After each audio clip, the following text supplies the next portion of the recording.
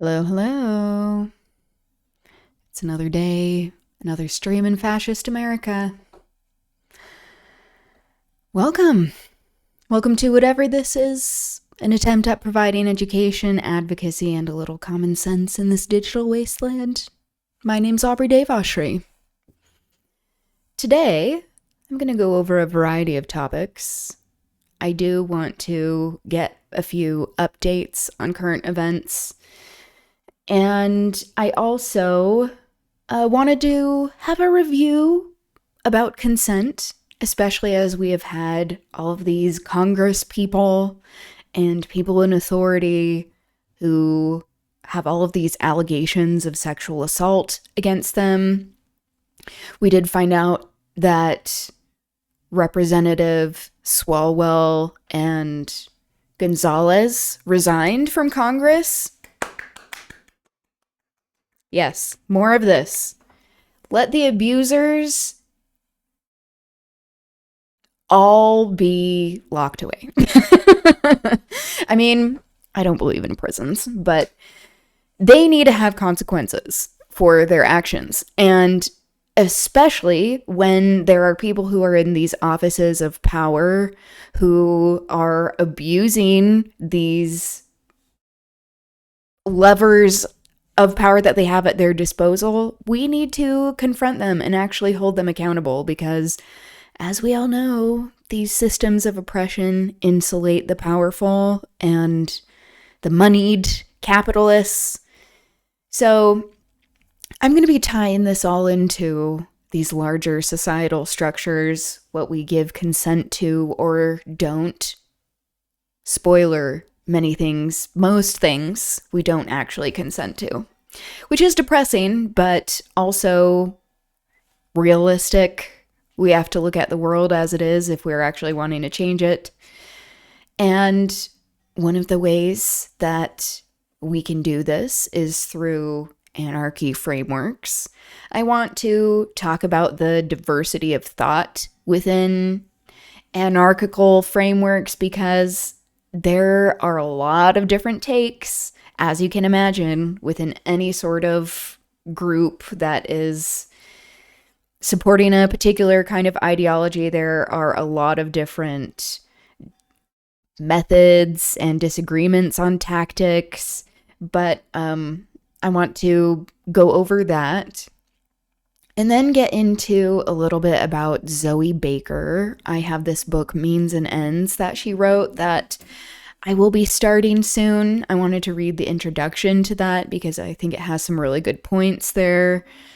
Do a review of Rousseau and how he inspired a lot of anarchy among the masses to actually take power during the French Revolution and hold these aristocrats accountable.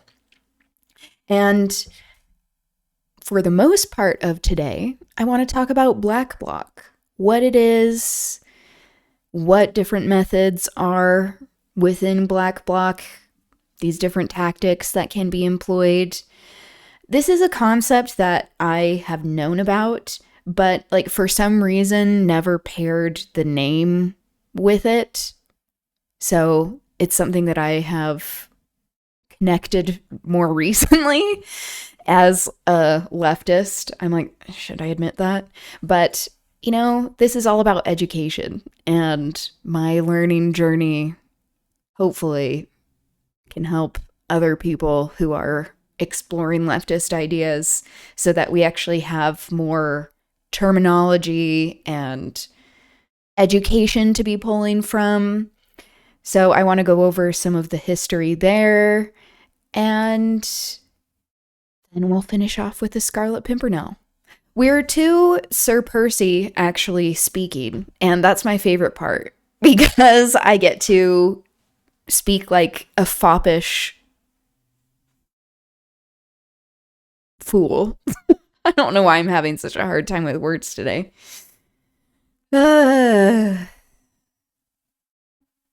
Maybe it's just the times. Anyway, that's a bit of an overview. I did want to start out with a funny video as I do. What is this you get to do? Talking about anarchy? No, you're good. It's good to see you. How are you doing? Yeah, so I am going to be talking about anarchy frameworks today and different historical movements of this. Okay, got you, got you. You got the last part of what I was saying. Um, yeah, I want to talk about different anarchy frameworks, get some updates on current events, and talk about the theory that goes into some of these frameworks. Good. I'm so glad. That's so fun that you were able to go to that concert. I love that. Were you able to have more of like an adult version of Vegas? Because I have yet to go to Vegas, having left Mormonism and partaking in more adult-like activities. We tripped on mushies too. Amazing. That's fun. I'm glad. We all need that, especially for those of us that were so sheltered in Mormonism or any sort of like conservative high demand religion. Being able to have freedom, it's like, wow, this is what I was missing out on? Okay, no wonder they wanted to not have us know about many things. You stayed at your mission president's home and they weren't they weren't there. That's amazing. Just like rewriting the history there, correcting it. I love that. That's super fierce. Okay. So, that's right. Yeah, that is where you met. I love that. Just reframing all of that. I flipped off all the pics of Jesus. Oh, that's amazing. You and Trump, metaphorically, with his memes these days, which is deeply upsetting many Christians, I love. That's like very tasty to me, where they're like, why would he do this? That's like, we told you that this is who he is, so. Yeah, but that's so fun. I'm glad you're able to do that. Yes, like this is what gets them to turn. Exactly. Most people don't care about things unless it affects them personally. Um, and this is no exception. But especially when it comes to these people who have a lot of privilege and ignorance, where they're allowed to not be affected by all of the bullshit happening. So now they're like, you're attacking my religion? I mean, it used to be that way. Yeah, I know. I know. So, speaking of the bullshit state of the world that we are in, The Onion really has been doing us all a great service with their satire. And I have to say, it is unfortunate, but they really do their finest work when the world is on fire, because they are forced to be extremely absurd and really push things because under normal circumstances, they do not go quite as hard because they're not forced to.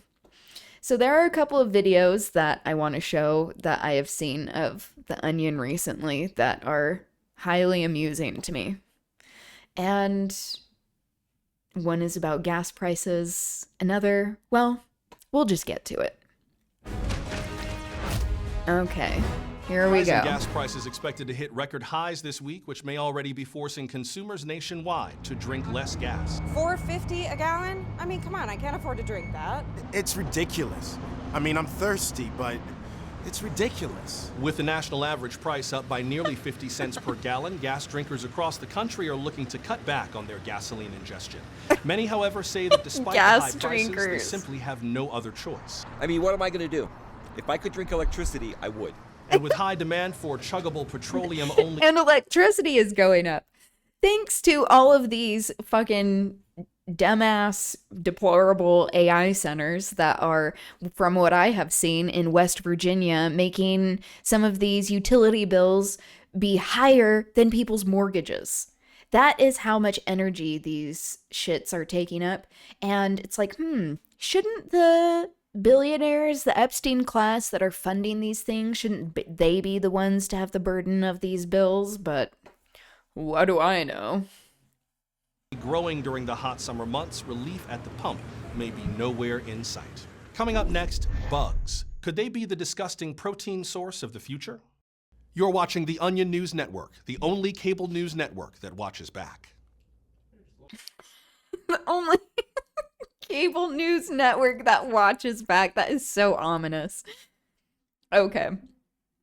So people, unfortunately, for the gas drinking lovers out there, fossil fuel fiends, they have to cut back, unfortunately.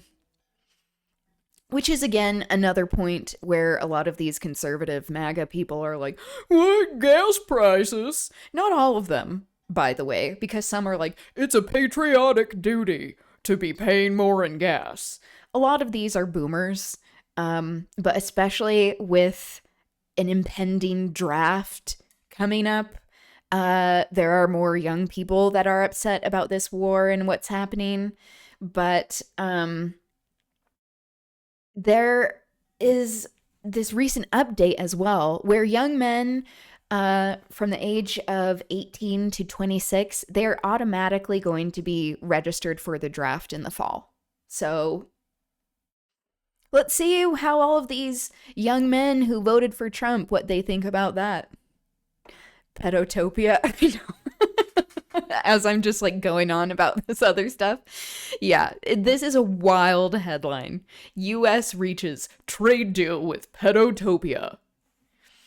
This is all for the Iran war. We'll see. We'll see what it's about. Has announced that he has finalized a long-anticipated trade deal with the island nation of Pedotopia. Despite years of tension between the two countries, Trump celebrated... Look at the guy. A war that was supposed to take 3 weeks. Exactly. Yeah.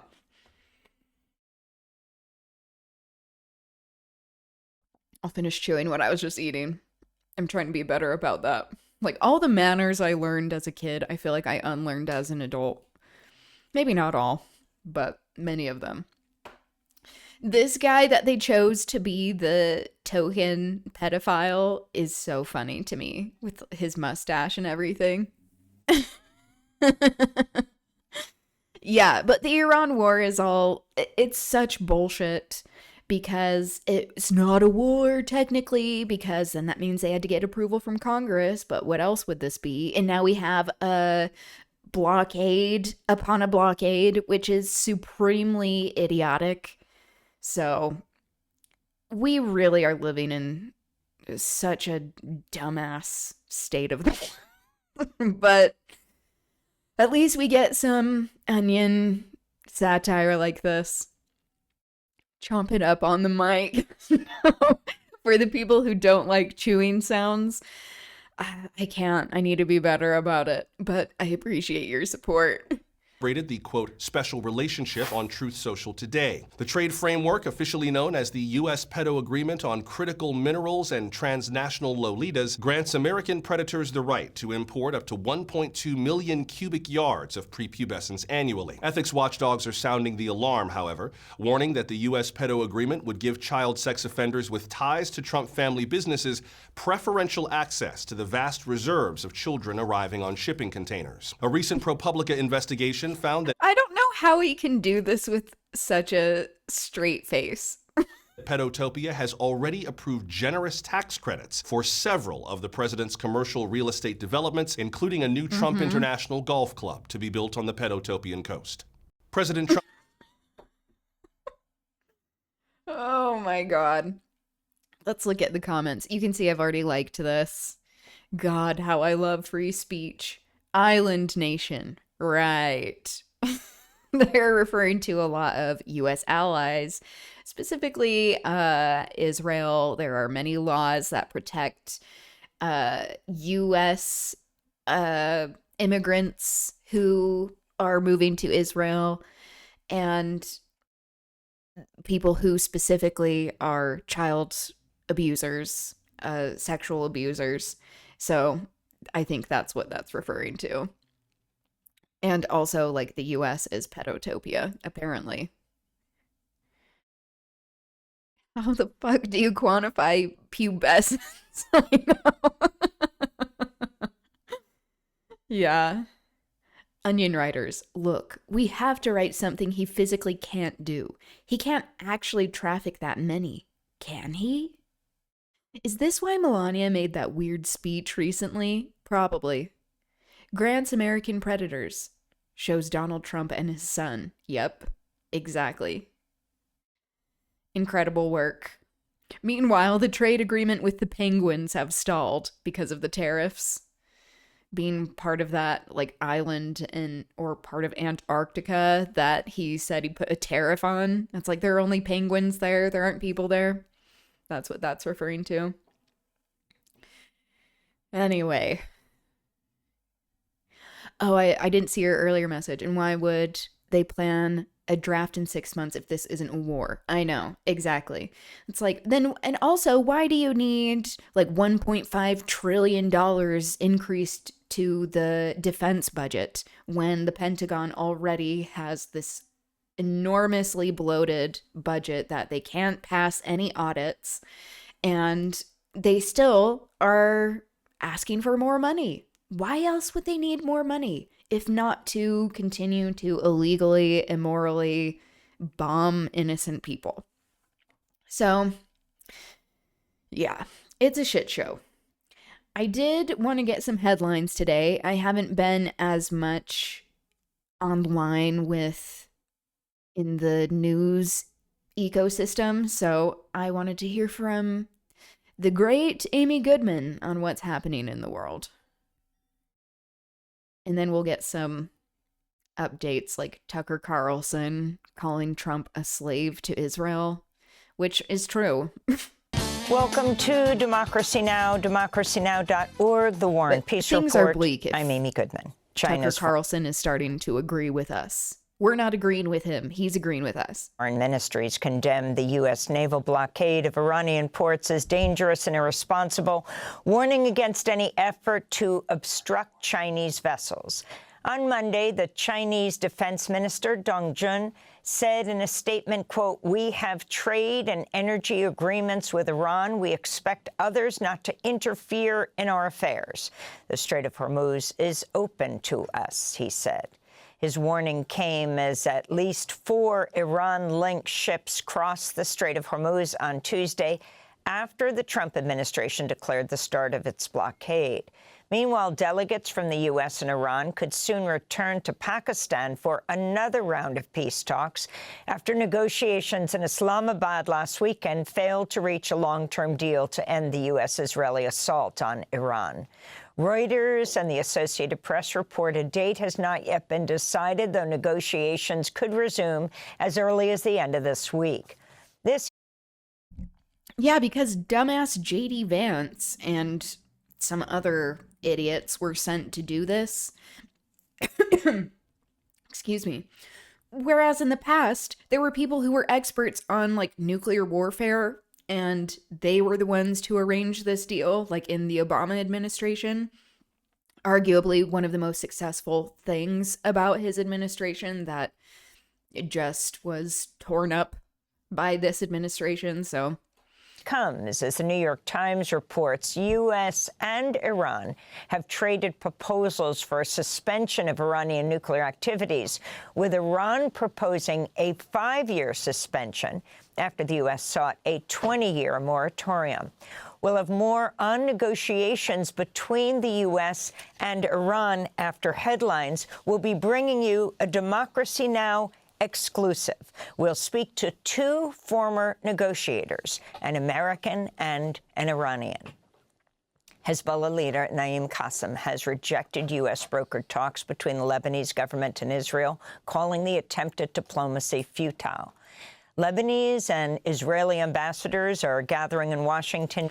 Yeah, because Israel never respects any sort of ceasefire.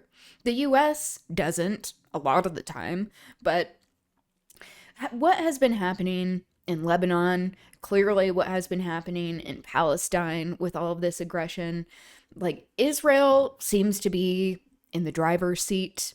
Really seems like the intelligence, the Mossad has stuff on Trump because of Epstein. This is what it is looking like. And it is very dangerous as well because there are these right-wing anti-Semitic conspiracies saying that Jews run the world and control everything.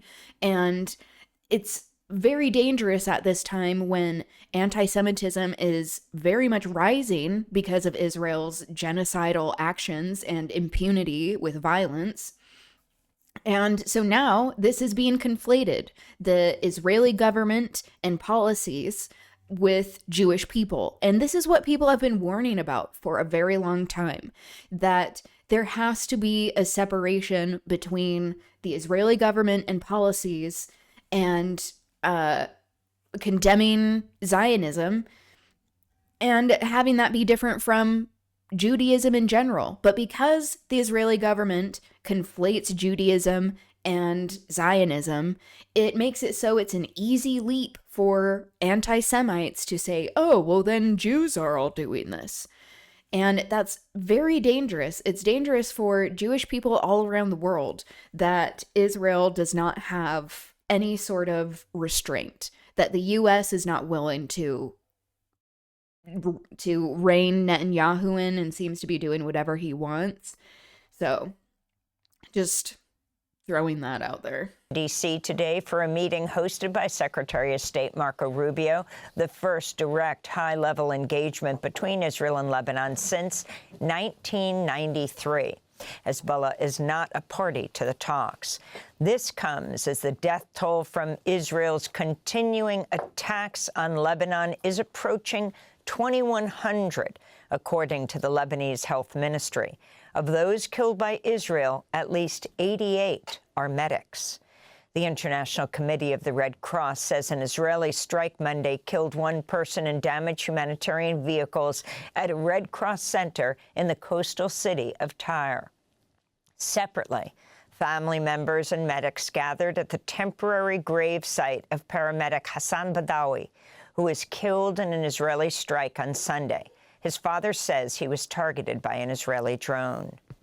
The Israelis attacked him. He was just providing aid. He wasn't doing anything else. He spent his whole life doing humanitarian work, and I encouraged him. Welcome, and he loved welcome. doing the work.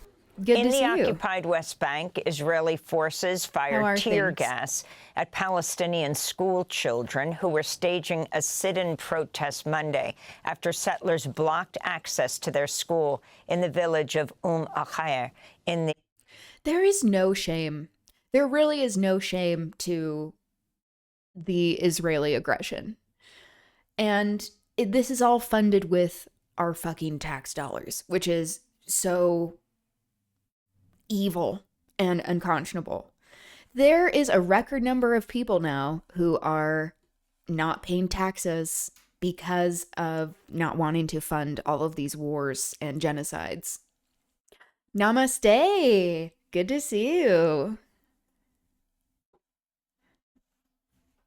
How has your day been so far? Masafayata region. The students had been peacefully holding an open-air class when they were gassed.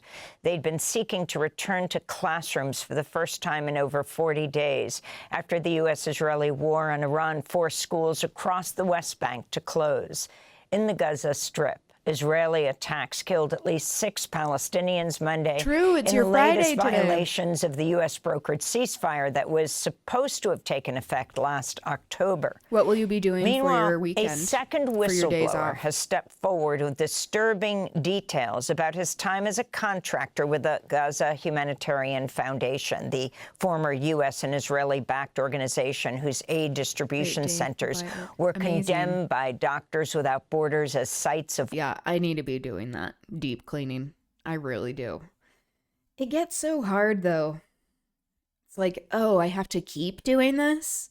I don't have to do it just, like, once? It's like having, like, a routine with the cleaning. I have yet to figure out, like, a good method or system or, like, cadence for chores and stuff. It's a work in progress.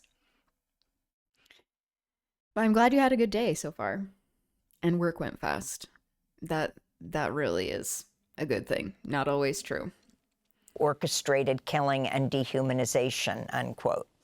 In his first interview since returning from Gaza, the contractor, David McIntosh, tells Dropsite News he witnessed Israeli soldiers indiscriminately gunning down Palestinians seeking aid, including children. He also witnessed Israelis using stray dogs for target practice and firing dangerously close to or directly at the GHF contractors themselves. Gaza's health ministry reports between May and October of 2025, over 2,600 Palestinians were killed and more than 19,000 wounded at or near aid distribution sites and UN convoys. Jesus Christ. Here in New York. It's evil.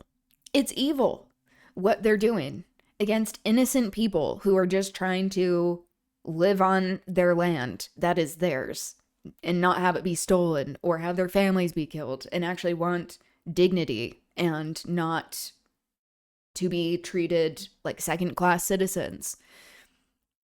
It's like people can only be under these circumstances for so long. This is why we need a world strike.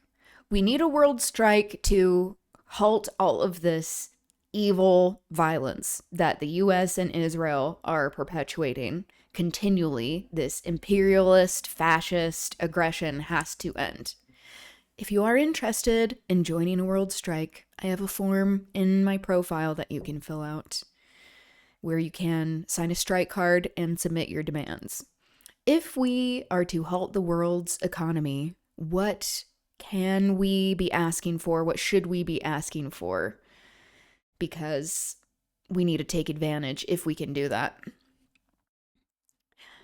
I've been inspired by Linda Cobb, the Queen of Cleaning. I don't know who that is. I need to look her up. I need any sort of like techniques or like advice with cleaning, how to make it less painful. I'm going to be looking her up. Nearly 100 Thank you anti-war for protesters the led by reference. Jewish Voice for Peace were arrested Monday outside the offices of Senate Democrats Chuck Schumer and Kirsten Gillibrand while attempting to stage a sit-in. Demonstrators demanded the senators use their power to block a pending U.S. sale of thousands of bombs to Israel. Police moved in as activists filled the sidewalks with signs and chants. This is Sonia Meyerson-Knox of Jewish Voice for Peace. Our senators need to listen to their constituents. Right now, the U.S. is continuing to send endless amounts of money and weapons to Israel.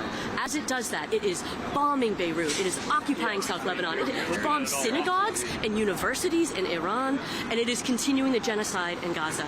It is doing this with our weapons that we are sending and our money that we are selling to Israel to buy these weapons. So our senators need to listen to their constituents. 300 New Yorkers are here to say, stop arming Israel. Yep. Love that.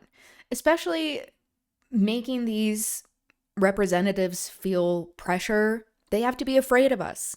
I've said this before. They have to be more afraid of us than they are of their donors, than they are of their own privilege that insulates them. And especially, they have to be more afraid of us than these fascist forces that they are bending the knee to. And the fact that all of this is happening despite most of the US not being for this genocide.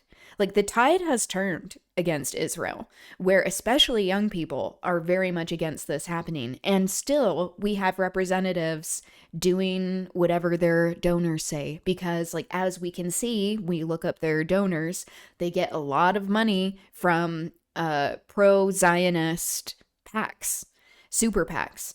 And I wish it was more interesting than following the money, but sadly, it really is not most of the time.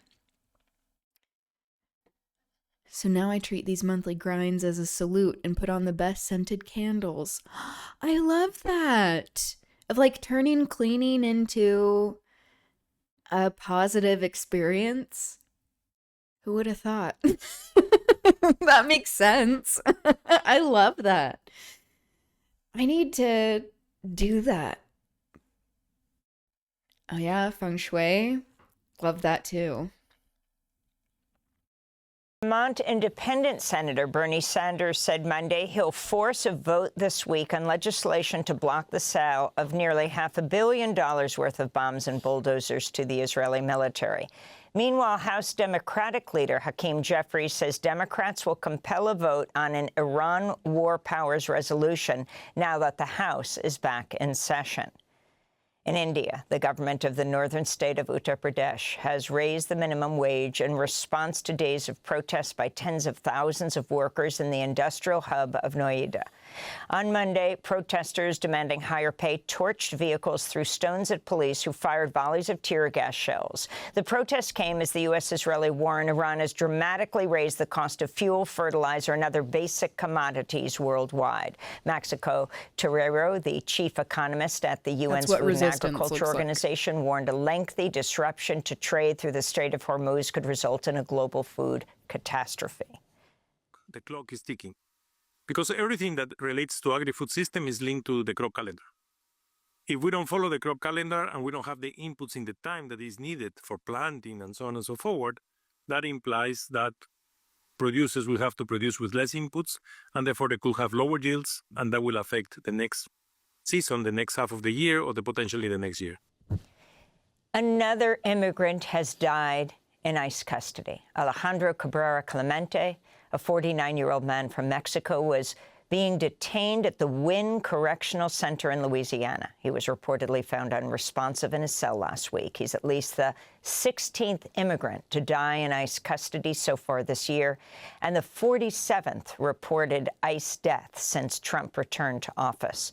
In related news, federal regulators have cited 3 contractors and violated. That's what we keep saying. This is the intended result. They are trying to make the conditions so horrific and awful that people will want to self-deport or they die in detention. And that is just completely inhumane and disgusting. Like, I don't know why we have to have the conversation of, like, concentration camps are bad, that, like, people should be treated as people. But here we are, because of late-stage capitalism and imperialist violence, where they are losing power and they have to enforce their domination through violence because they are losing the popular will. Following the death of a construction worker last year while the Trump administration rushed to build Camp East Montana in El Paso, Texas, where ICE is now jailing immigrants. Hector Gonzalez was crushed to death by falling construction materials in July, just days after the U.S. Army awarded a contract worth more than $1 billion to Acquisition Logistics to build and operate the camp at Fort Bliss. There was also a baby that recently died in ICE custody because this baby was experiencing respiratory issues and the people there refused to provide any sort of medical care. It is vile. Yeah, it's vile. It's evil. It really is. Like, is it that hard to actually, like, give a fuck about other human beings? But, like, apparently so. it's really discouraging. But also, these circumstances are coming to a point where, clearly, as we have seen with even more warehouse fires that are happening, that people are angry. And they can only be under these circumstances for so long before they revolt. While all the Trump's family reaps insane monetary gains. Exactly. He became a billionaire during this administration, and all of his kids have money in and stocks in all of these weapons manufacturers with drones and shit. So like they continue to monetarily benefit from all of the bullshit that's happening, and all of the insider trading and knowledge that they have access to is just insane. I'm sure, like, in history books, when we look back on this time, kids will be like, how were people so dumb and evil? And it's like, well, that's late stage capitalism for you, doing what it does, eating everyone around it, including the people who are supposedly benefiting from it. Like, it eats everyone. It's cannibalistic. Details of the contract and safety violations were first revealed in a public citizen investigation, while the U.S. Occupational Safety and Health Administration, OSHA, declined to cite acquisition logistics over Gonzalez's death. It sought penalties against 3 subcontractors that helped build Camp East Montana. Republican Congressman Tony Gonzalez of Texas and Democratic Congressman Eric Swalwell of California both announced Monday they're resigning from Congress amidst mounting sexual misconduct allegations. We are actually getting some fucking resignations from these predators. This is a good start.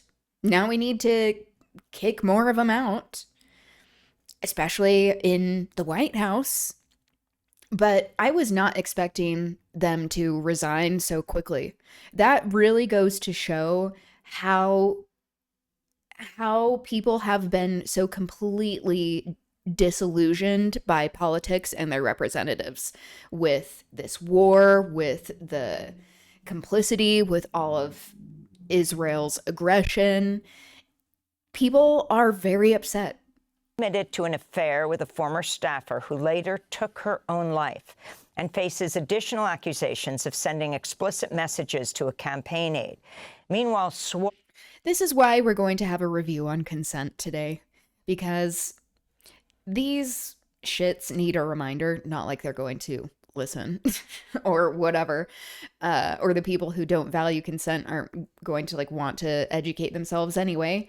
But it is very important to understand these power dynamics, especially when there are these people who have enormous power at their disposal. They are an employer as well. That how this plays a role in people not being able to offer consent. That seems to be completely baffling to some people, where there is still a lot of victim blaming of like, oh, it's like a right-wing op for him, Eric Swalwell, to be like out of the campaign. Like, who the fuck cares? We don't need more sexual abusers. We don't need abusers of any kind. We need people who actually have a backbone and a moral compass to be in power. Will this happen? That is yet to be determined. We'll see what the elections are like, if we actually have elections. Swalwell is facing allegations from multiple women, including a former staffer who says he twice raped her while she was heavily intoxicated. There are now growing calls in Congress for Republican Corey Mills and Democrat Sheila Cherfilus McCormick, both from Florida, to resign. Mills is facing a House ethics investigation into domestic violence and campaign finance violations. Meanwhile, federal prosecutors and a House ethics subcommittee have both accused Cherfilus McCormick of illegally funneling millions of dollars in federal disaster relief funds into her own congressional campaign. The U.S. military says it struck an alleged drug vessel in the Eastern Pacific Monday, killing 2 people. The Pentagon offered no evidence that the boat was carrying drugs. Yeah, we can't believe anything the Pentagon or this administration says. The latest strike comes 2 days after U.S. military strikes killed 5 people in 2 boats, also in the Eastern Pacific. The attack brings the total death toll to at least 170 people since the Trump administration began targeting so-called narco-terrorists in the Caribbean and Eastern Pacific last September. International law experts and human rights groups say the U.S. strikes are likely to be extrajudicial killings. U.S. oil giant Chevron is set to expand oil extraction operations in Venezuela after signing 2 massive deals with the Venezuelan interim government led by Delcy Rodriguez. She spoke Monday from Caracas after meeting with corporate executives and a U.S. Energy Department official. This was the intention of the Trump administration with all of the violence against Venezuela, which Maduro, by the way, is still in U.S. custody. He is in a detention facility in New York City, just sitting there because he was kidnapped. Chevron and these oil tycoons donated tons of money to Donald Trump's campaigns. Again, I wish it was more interesting than following the money, but it's not. It will allow us to make significant progress in production, Money and the or revenue blackmail. generated from that production will go directly to the benefit of the Venezuelan people, and it will be a shared benefit good for the people of the United States and Venezuela.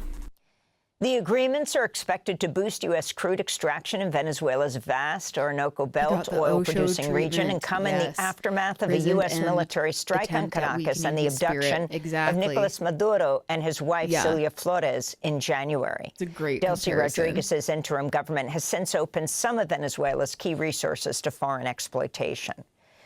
More than 100 of Hollywood's most prominent writers, directors, and actors signed an open letter Monday voicing their opposition to the proposed merger of Paramount and Warner Brothers Discovery. The letter reads in part, quote, "The integrity, independence, and diversity of our industry would be grievously compromised. Competition is essential for a healthy economy and a healthy democracy. So is thoughtful regulation and enforcement," they wrote. Paramount Skydance announced its intended $111 billion acquisition of Warner Brothers Discovery earlier this year after Netflix dropped its bid. Paramount's offer still requires regulatory approval in the U.S. and Europe. If completed, it would create the largest media conglomerate in U.S. history, spanning news, sports, movies, video games, theme parks, and more, all controlled by Paramount chair David Ellison, a vocal supporter of President Trump.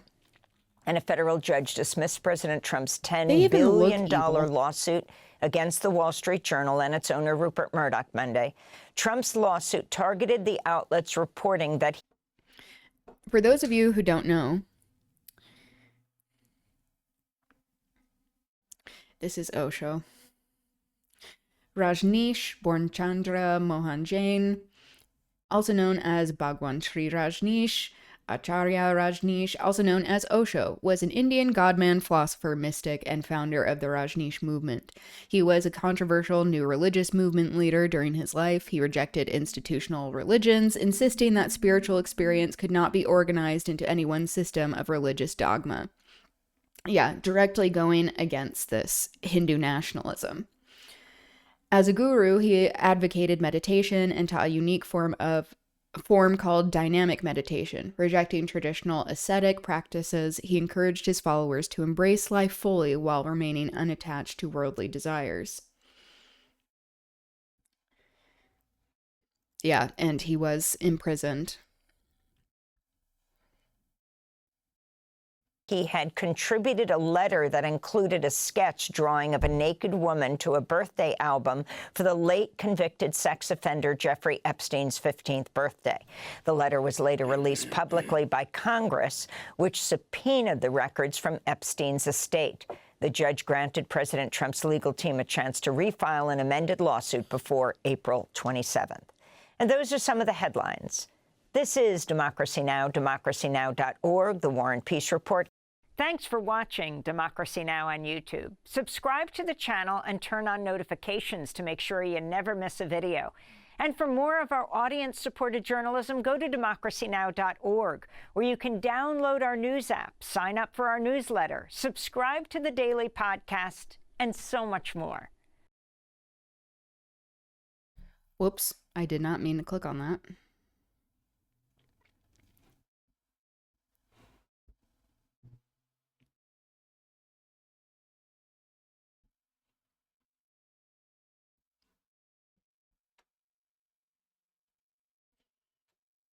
Is that the same show you were thinking of, Tan? At least that was the one that I'm aware of. Okay. So, we learned that Tucker Carlson is... Oh, indeed. Okay. Amazing. I love all of your Indian references. It makes me so happy. So, Tucker Carlson recently said that Trump is a slave to Israel, and I don't see a lie in that, but he is agreeing with us, to be clear.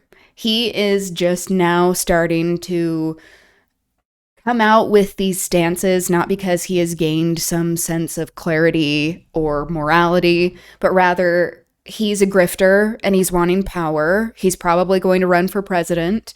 And that's very dangerous because he has this white nationalist, ethno-supremacist project that he is wanting to pursue. He is very dangerous, but it shows really the state of the world that we don't have more people on the left, especially people who are claiming to be representatives or caring about the rise in fascism, that there are still many people who are refusing to come out and condemn Israel or stop sending weapons to Israel. So he's taking advantage of this, and he's anti-Semitic. And so this is not going to help with the rising anti-Semitism in the world, especially in the US right now. Hello, Aliana. Welcome, welcome. Good to see you. I played that song you recommended yesterday, Solidarity Forever.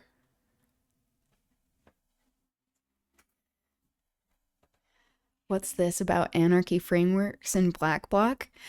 Exactly, because you brought up Black Bloc. The illegal version. Yeah, I love the lyrics to that song, talking about Black Bloc, speaking of, and fighting with these anarchical frameworks. I'm going over some current events just to catch up on some things, and then we're going to go over some of these anarchy tactics and how they've been used throughout time. But right now, we're looking at what Tucker Carlson has been saying about Trump, because now he is an enemy of Trump as he's been speaking out against him. But it is gaining him a lot of followers because of him actually speaking out against Israel. I enjoyed it. I'll say that on behalf of my cats too. Gamora and Ghibli loved it. The right calls in this war? I don't think Keir Starmer makes any calls about anything. I mean, Keir Starmer's not. Well, he did make a call about this. Obviously, right? Okay. No, Keir Starmer is every bit as enslaved as Donald Trump is. It is illegal. It is a crime. Exactly. For which you can be arrested in Britain right now. Fuck Israel. Criticizing Israel. The Israeli you say, project. For Palestine action, you can be arrested. A lot of people have been arrested. So in other words, was evil it is not from its legal inception. in Britain to criticize another country. And that tells you about Britain's sovereignty. Okay. It doesn't have any. Its prime minister has no sovereignty. Mr. Those are Carlson, facts. I have family that is there. not true. And in terms of this war, I'm specifically asking... Wait, I'm sorry, what is not... That face that he always makes. Normally he would make it on Fox News, but it's enjoyable to see it actually be used speaking something that isn't just like a blatant lie. Again, we have to acknowledge how dangerous this person is and that he is actually coming across as being reasonable in this moment. That shows like really how blatant the Israeli crimes really are. What is not true about that? Sorry, have people not been arrested in Britain for criticizing Israel? They certainly have been. There's videotape of it. If I may, Palestine Action is a proscribed group. It is banned. Therefore, people have been arrested. Why is it banned? That is correct. Why is it banned? I'm asking you a question specifically about Keir It's Starmer and the banned decisions because the he Israeli made government about the wanted war. it banned. And you will know that on February the but hold on. 28th, if I may, on February the 28th, which was the day the US launched its action, the British Prime Minister told the country that he was not joining with the US because he thought it was illegal and that there was no viable plan. So clearly he made a sovereign decision, which he said was in the interests of the country. And I'm asking you, do you think he made the right call there?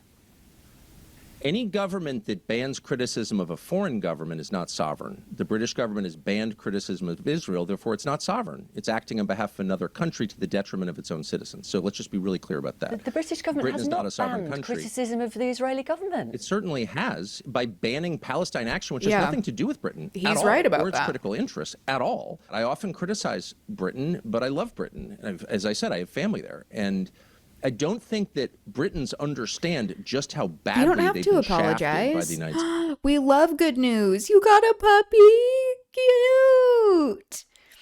If you are interested in joining the Discord, no pressure. You can send, a puppy girl. Okay. So, puppy play. Cute. I love that. That's so fun. Good for you. I hope you both have a splendid time. States.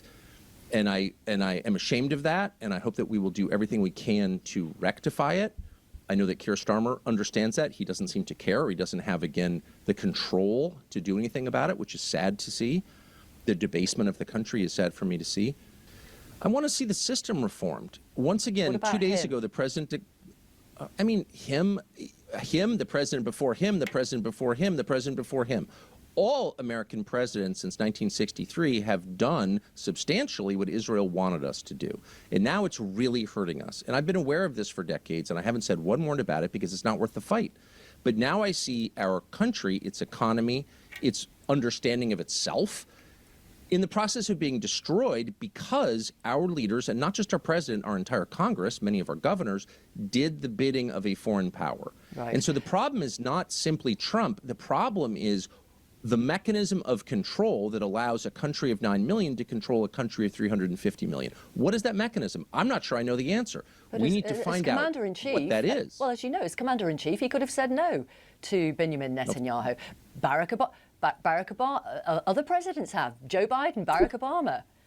You're absolutely right. And The way she couldn't say Barack Obama, Barack Obama for previous presidents. Isn't that your job? To be able to know, like, how to pronounce the names of these heads of state? Or previous heads of state? That was wild. I made that point, and you're absolutely right, they did, and I wish our president had, but he didn't. So it's not you have been, until now really, a huge supporter of his. You wanted him elected, obviously, Yes. for a second term. Have you completely fallen out with him over this war then? Well, I haven't fallen out with him. I mean, I've known him for decades. I've always liked him, and I think anyone who spent time with him likes him. I feel sorry for him, as I do for all slaves. He is not free in this moment at all to do what he thinks is best for himself. I feel bad for him like I do for all slaves. Okay, Donald Trump is not. I mean, I understand what he's saying. He is a slave to Israel because it seems like there is blackmail happening, that there are many aligning interests there historically. His dad was friends with Benjamin Netanyahu, so that's also a contributing factor. Fred Trump was. So that is wild, though, to be like, I feel bad for him. No, don't feel bad for him. Oh, and 2 kittens. People or actual kittens? You're animating? Fun! Yeah, continue to lurk. Do what you need to do. If you have any animations you want to share, I'd love to see some. I love kittens. People and otherwise. I think I will chime in occasionally. Cool. his country. What do you mean? No, he's not free. I and love we learned Kit that and yesterday. Play. I think it's so fun. Donald Trump announced a ceasefire, clearly with relief. Pet play in general terms, is just or most fun. of its terms public, and then that ceasefire ended within 2 hours because Israel intentionally violated the terms by attacking not just southern Lebanon, but the city Animating of my Beirut. original character. So are you murdering saying he's a slave civilians to Benjamin Netanyahu? It's a video game I don't think it's Starbound. as simple as No, I don't know what he's that under the is. control I have to of check it out, Netanyahu. But you could Yeah, if you summarize it wanna- that way, and you wouldn't be totally No inaccurate. pressure. If you want to And join again, we know the this Discord and share because anything the single too, biggest feel free. mistake Trump or any American president in my lifetime has made was going to war with Iran in an effort to change its regime. It didn't work. It was obviously a mistake immediately.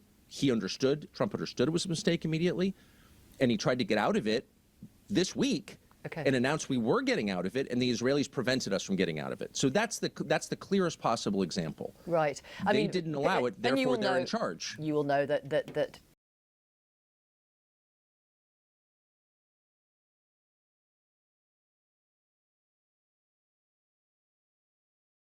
Yeah, hard to argue with that. They do seem to be in charge, but this should not be coming from Tucker Carlson. We need more people in these supposed leadership positions because they aren't actually leaders.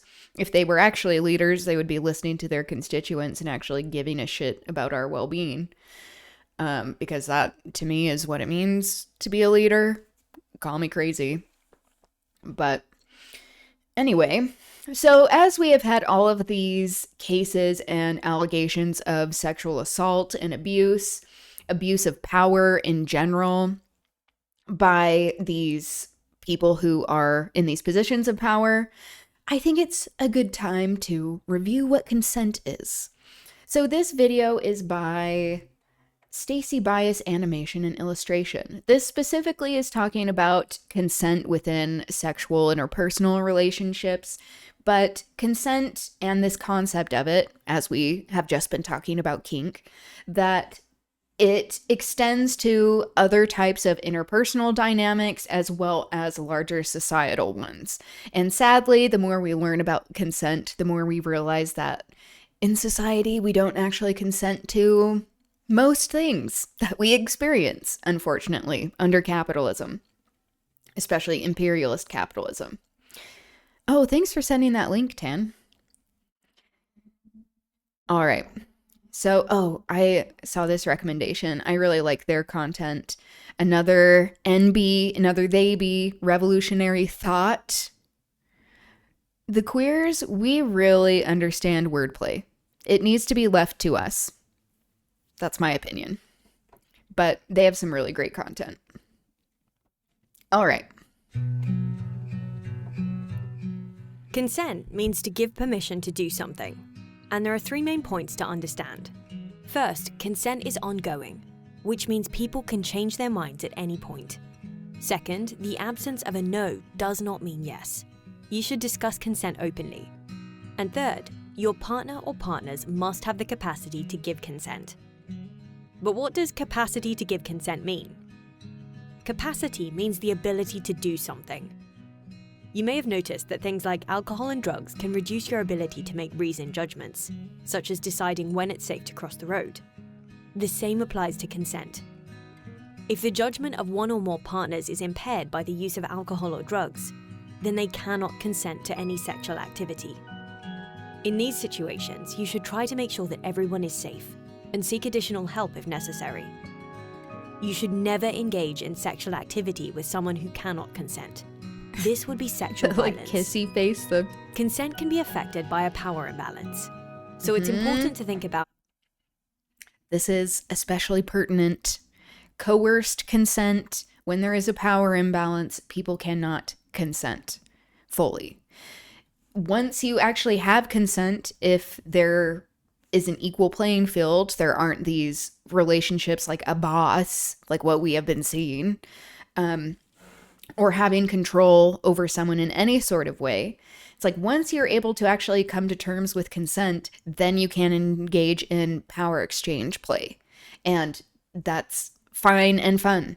Love it. great, but it has to be on the basis of consent being sane and freely given, with it being informed and educated. How any power imbalances may affect consent. Think about where you stand in terms of physical strength, gender, disability, including neurodivergence, race, class, age, sexuality, and any other form of privilege, advantage, or power. You should acknowledge this and talk it through with your partner or partners before you agree what you're comfortable with. Remember, power imbalances can occur in longer-term relationships. A sign that a relationship may be unequal is feeling uneasy about the things you've said and done, and questioning whether they were okay. If you think that you may have caused harm to someone else, support is available to help you change this behavior. Sometimes a power imbalance means that consent is not possible. For example, someone in a position of authority pressuring someone else into sexual activity is an unacceptable use of power. Because the person with less power could be worried about the repercussions of saying no, they may not be able to give consent freely. Taking responsibility to ensure you have consent will lead to safer, rewarding, and respectful relationships with others, whether they are sexual or not. If you have experienced harm because someone else has not taken responsibility to seek your consent, free, confidential support is available.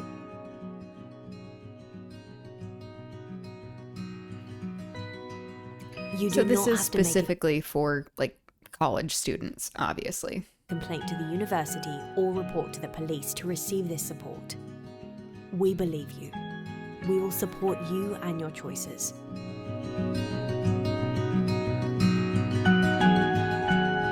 All right. So especially that last part about the power dynamics, it's something that I will refer to as we continue to talk about these structures in society that are deeply imbalanced. Okay, let's move on to Black Bloc. Reading a paper from the Journal of Social and Personal Relationships surrounding this topic. Ooh, could you send that to me? I would love to read that. Yeah, if you have any insights from that too, feel free to share. Okay, so this is from the Anarchist Library. This is by Harsha Walia. 10 points on the Black Bloc. So I learned what Black Bloc was from Aliana because I knew of these tactics, have engaged in some of these tactics, but I did not know what the name was. So go figure. But here we are, learning more about it. Okay. So there are 10 points that we're going to go over. Tactic, violence, masks, police, provocateurs, community organizers versus insurrectionaries, effectiveness, undermining peaceful protesters, putting others at risk, media smears, solidarity. Okay, and then this is a quote by Oshipeya. It is true that the state is not a window, but neither is it just an abstract concept. Breaking windows is not a revolutionary act, and neither is any other act if taken out of context and presented as an abstraction, ignoring the intentions and strategy of those who break the windows. The state or capital or colonialism cannot be attacked as abstractions. They can only be attacked in their material forms, their social relations, and their institutions. It is not possible to attack all forms and material components of oppression at once, so they must be attacked in pieces at different times and locations. All right, so this is giving an example. I did want to get into the heart of this. Okay, so first point, tactic. First of all, the Black Bloc is a tactic. Like any other tactic, it cannot be judged in itself, but can only be judged as part of the spectrum of a much broader movement, and as part of a spectrum of tactics that we all engage in. The Black Bloc has various utilities, both defensive and offensive. I think the one point that is often missed is the defensive strategies around the Black Bloc. I agree. As people know, a lot of Black Bloc activity going back to the 70s and 80s in Europe, includes really important actions, including de-arresting comrades. It includes the very basic principle of no comrade left behind, that we do not leave people in the police lines and decide to flee, and for that, the Black Bloc is deeply courageous. I want to quote Barbara Ehrenreich, who suggests that one of the biggest utilities of the Black Bloc is it really breaks the heavily ritualized nature of modern civil disobedience. When we talk about tactics, we have to be able to gauge the Black Bloc tactic amongst many other tactics. So the fact that other tactics may or may not be more effective does not in itself render the Black Bloc tactic any less effective. I think that's important to state because it's all been reduced to whether window smashing is effective or not. I think that as a starting point, it is fundamentally problematic because this movement is about more than window breaking, and it is also about window breaking. Yeah, it's all about context. What are the reasons? Why? How? And what is the larger context? Because, as you can imagine, there are so many different opinions and ideologies within anarchy. There is a large diversity of thought within anarchy. And there are some people that are just wanting chaos a lot. But most people, hopefully, at least from what I've seen, who engage in anarchy tactics also have frameworks that they are working within, that it is not just about pure chaos, that like there should be no structure at all, but rather that there are particular approaches to breaking down these systems that are oppressive, specifically capitalism. Okay, moving on to violence. The next point that I want to make in terms of the Black Bloc, and I won't spend much time on it because I don't think there's much debate here, is if the Black Bloc engages in violent tactics. The only response I really care to make to that is that we're asking the wrong side the question about violence. Yes. What are we defining as violence? Because any sort of destruction of property is not violence, according to me and many other people. If you are hurting human beings, this is violence. We need to be talking about corporate sponsors, the state, the military, and the police who daily commit violence on people. Yes. Not a single individual and not a single animal have been harmed in the tactics of February 13th. That have been harmed are lifeless windows. So let's be very clear that we're talking about before we start to perpetuate mainstream media rhetoric about violence and feed into our enemies' rhetoric. Yeah. Masks. The fact that people are anonymous when they mask up or block up is not unique. As we know, people wear masks around the world, probably the most romanticized of whom are the Zapatistas. Exactly. If we're going to be able to have solidarity with global struggles, we have to understand that the reasons for wearing a mask are the same whether it's in Chiapas or Palestine, or it's the Black Bloc on our streets. State surveillance, particularly in the context of the Olympics, where people have had visits by the Vancouver Integrated Security Unit, means people need to protect themselves. To me, the Black Bloc is not anonymous. It's a tactic, and the members of the Black Bloc are known to me. If people want to come down to Tent Village, you'll probably meet many of them. So, something that is important to note, I think, at least from what I've gathered upon learning the term, is that there is this idea that Black Bloc is like a group of people rather than talking about tactics. It's like you can engage in like a group Black Bloc, but like it is descriptive more of the tactics that are being employed.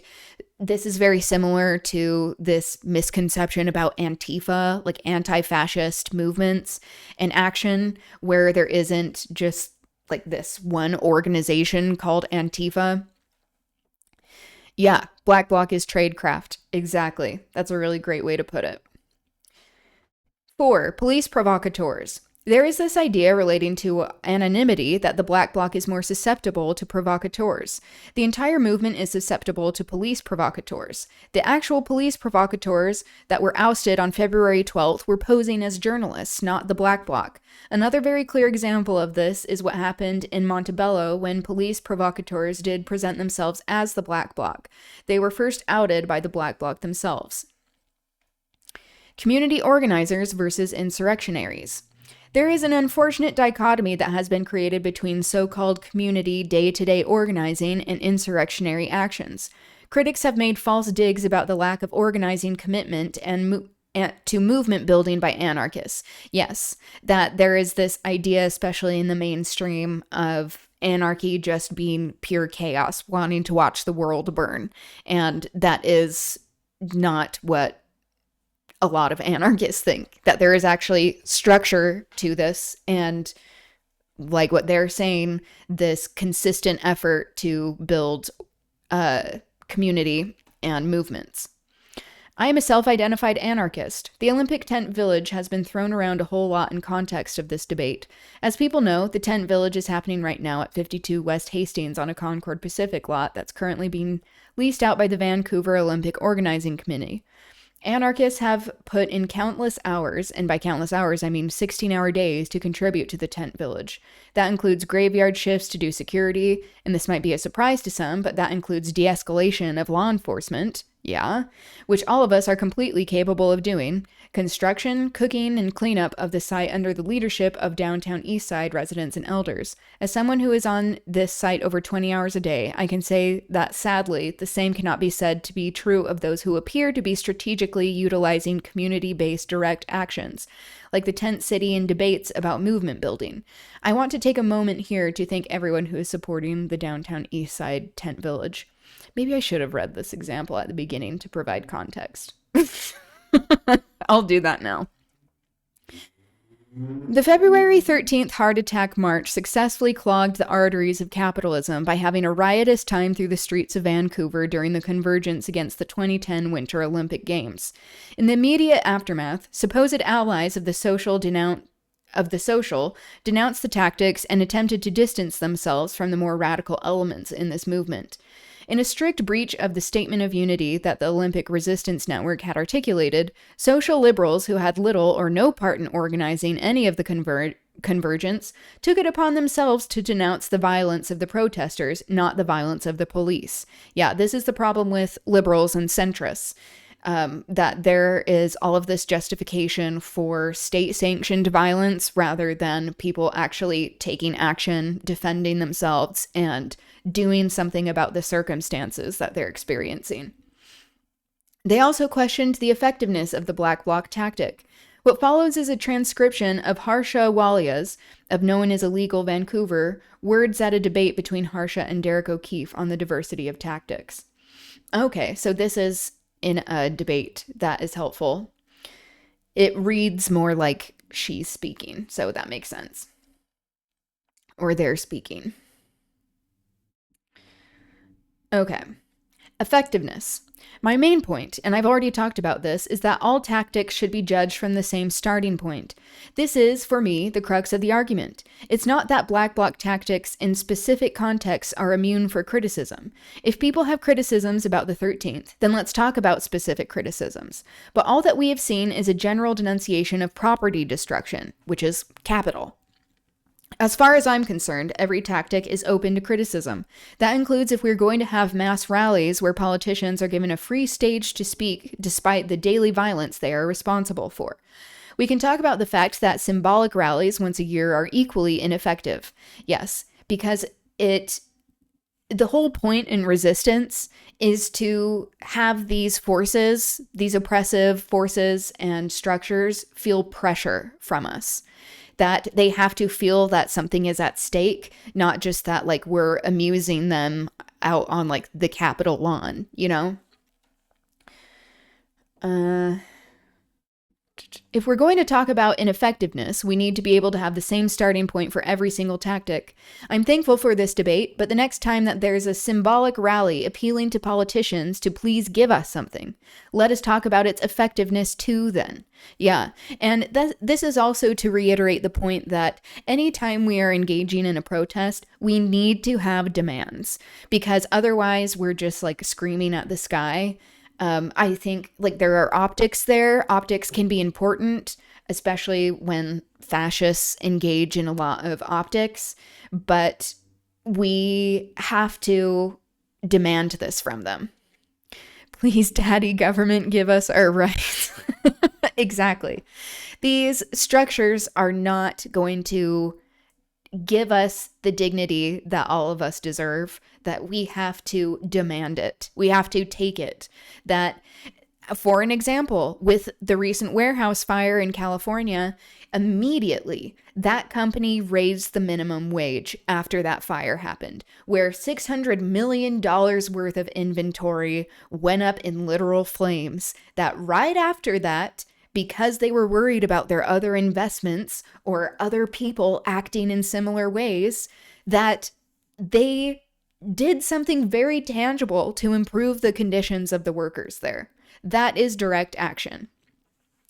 The person wasn't employing black bloc tactics of, as far as we could see with the video, and people have been able to pin down who it is, and the ideal way to have direct action is so that hopefully you are not arrested, so that you can keep doing things, but that also is a possible consequence. Okay.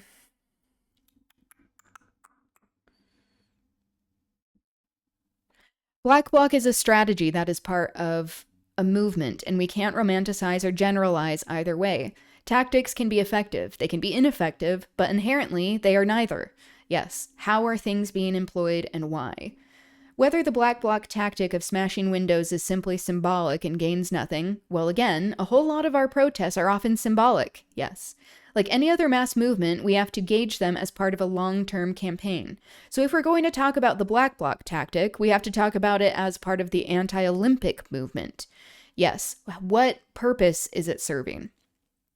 In my opinion, you can't separate those things, and as far as I know, the anti-Olympic movement as a whole, including all of its parts, has been very successful. Symbolic attacks are good. Yeah, it's all about why these things are being employed and why. And how. In terms of the black bloc tactic, wait. Did I already read that? Oh, yeah. In terms of the black bloc tactic in and of itself, if we are to separate it out, I would argue that it has been effective for several reasons. The first is that the black bloc tactic does actually help build mass movements, counter to this idea that the black bloc marginalizes mass movement, and I think that happens in several ways. The first is that there is no monopoly on the mass movement. Yes, there is no one right way to be doing this. There are a lot of people who don't engage in what is the monoculture of the mass movement in symbolic protest, and who find direct action to be very empowering. From that perspective, the black bloc is growing, and therefore, the black bloc as part of the movement is helping the movement grow. Yes, because it'll always have symbolism regardless of if you take advantage of the optics or not. Yes, exactly. And that kind of visibility of resistance can be very important for people who normally do not engage in politics or resistance to these oppressive systems, where they feel this social pressure to want to be involved and to educate themselves. And peer pressure is very important. This is how we see a lot of, harmful, oppressive movements start to break ranks, is that they, or structures, is that they are feeling like they are not, that they are losing with the majority. And we are seeing this happening in the US right now, when it comes to this fascist regime, when it comes to Israel and funding their genocide, that people are now starting to see that they're being outnumbered, especially these conservative people, which, to be clear, they've always been outnumbered, but it at least is looking more visible to being outnumbered, and that's important because, sadly, a lot of people will not do things out of morality because of their moral compass, but rather because they don't want to be viewed as being on the out crowd. Okay. Second, a corporate sponsor Corporate sponsors, in my experience, have only been mentioned in mainstream media when there have been insurrectionary attacks on them.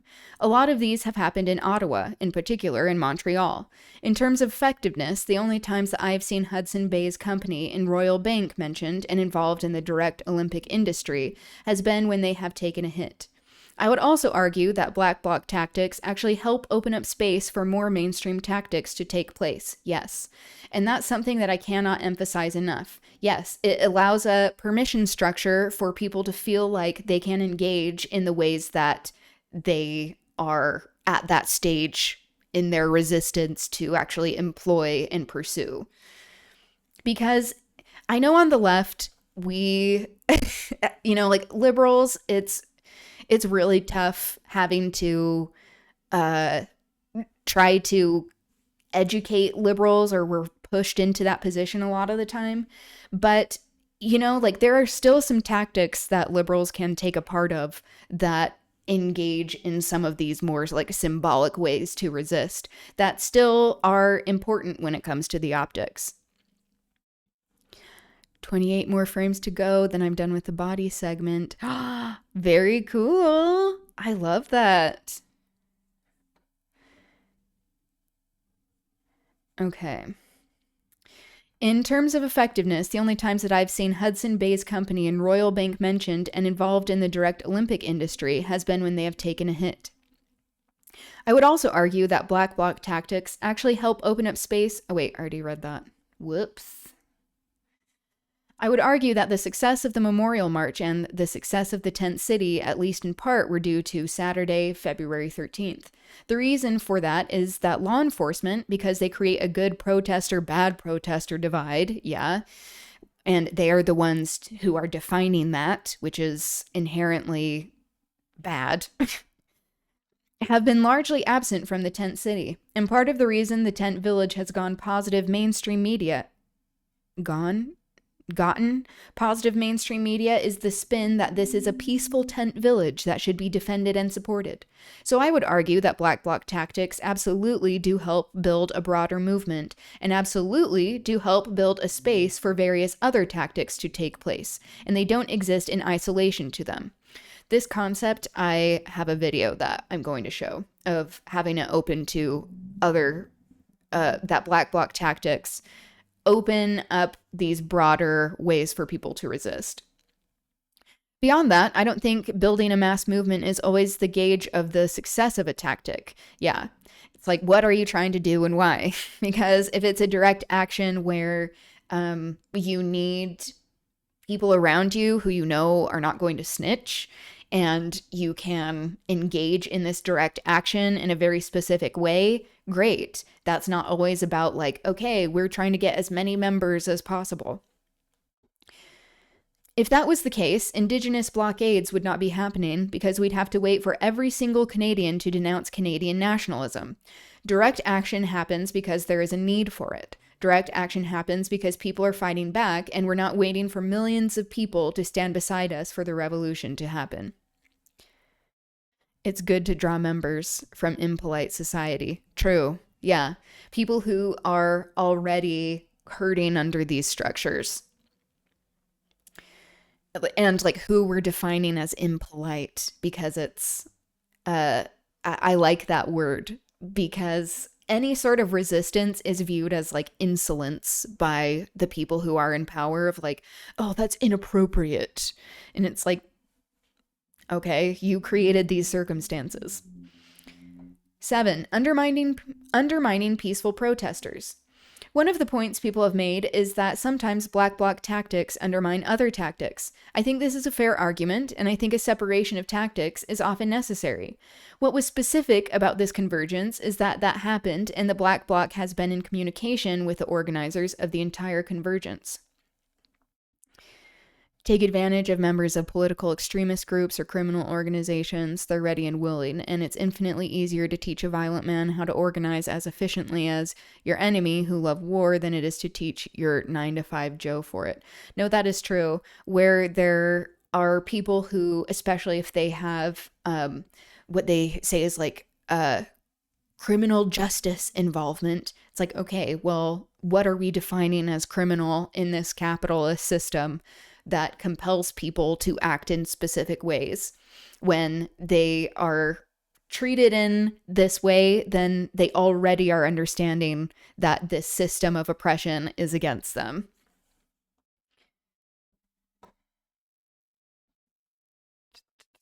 Okay. February 12th was called as an action that was inclusive and family-friendly, and the Black Bloc was present. The front line on February 12th was held by Indigenous elders with 2 contingents behind them, one of which was the No One is Illegal, Canada is Illegal contingent. The contingent next to it was the Black Bloc. All of this was in consultation with the 2010 Welcoming Committee. Let's also not forget Black Bloc members were present in the February 14th Women's Memorial March. A lot of people have strategically used the Missing and Murdered Women's Memorial March. That is a movement in Indigenous communities because of how many women go missing and are murdered, to say people are worried about the Black Bloc infiltrating the Memorial March. I'm an organizer of the Memorial March. We made sure that everyone knew the protocol of the Memorial March, including not wearing face masks out of respect for the missing and murdered women, and that was honored without any issues. Yeah, it's about communication. The Black Bloc is present at Tent City and has been present at every action during the week. So in terms of the thoughtfulness of the heart attack demonstration, I want to reiterate that there were many conversations and many commitments made to respect the other days of action. Besides that, the people you fail to organize will be sent down right-wing pipelines instead. No, that is true, especially in this particular moment, that it means that if people don't have a place to land, they don't feel like as they are breaking away from some of this shit, there is the possibility that they're going to go even further right, which is possible. Fascists use Black Bloc too. Yeah, exactly.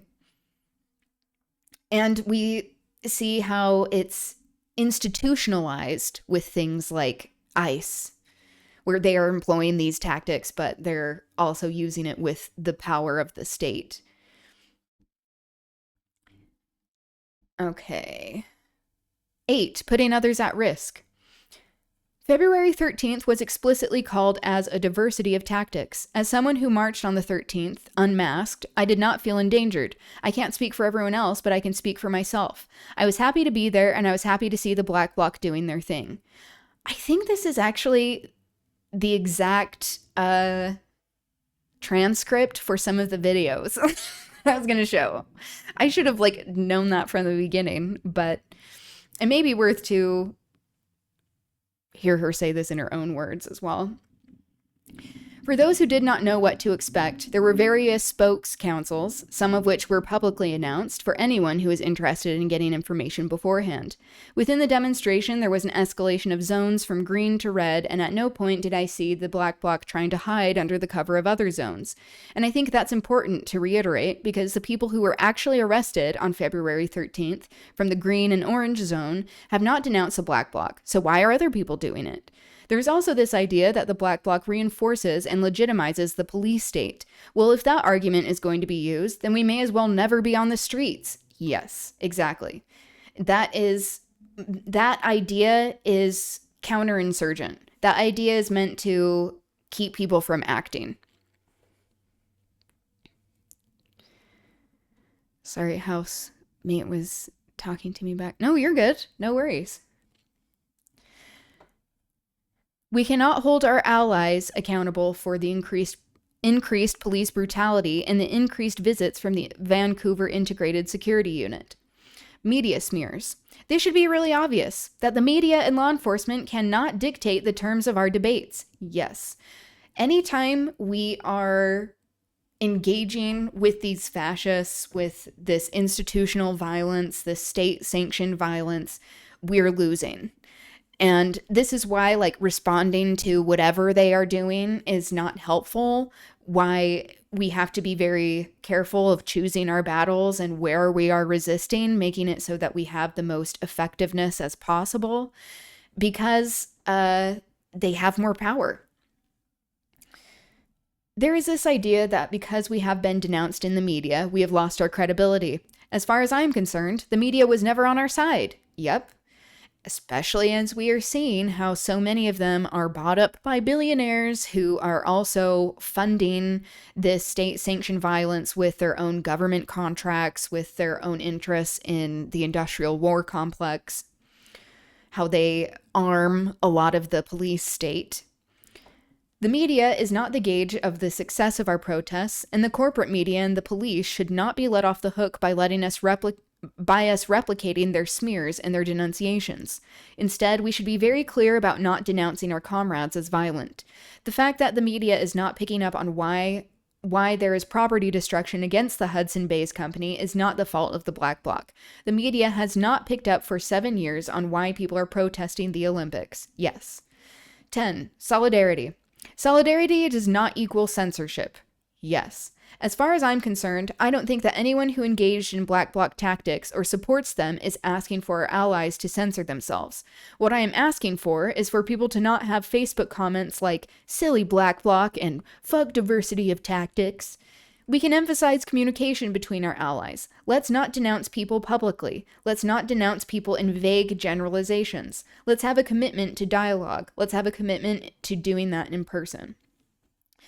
I think it's also important to acknowledge that we were talking about this a little bit ago when we were watching a video on direct action specifically, how there are different movements and types of action that you can pursue that allow either more like baby leftists, like as someone said in the chat in that discussion, or even liberals, where it allows people to engage in a way that they are comfortable with or that they are ready for at that time.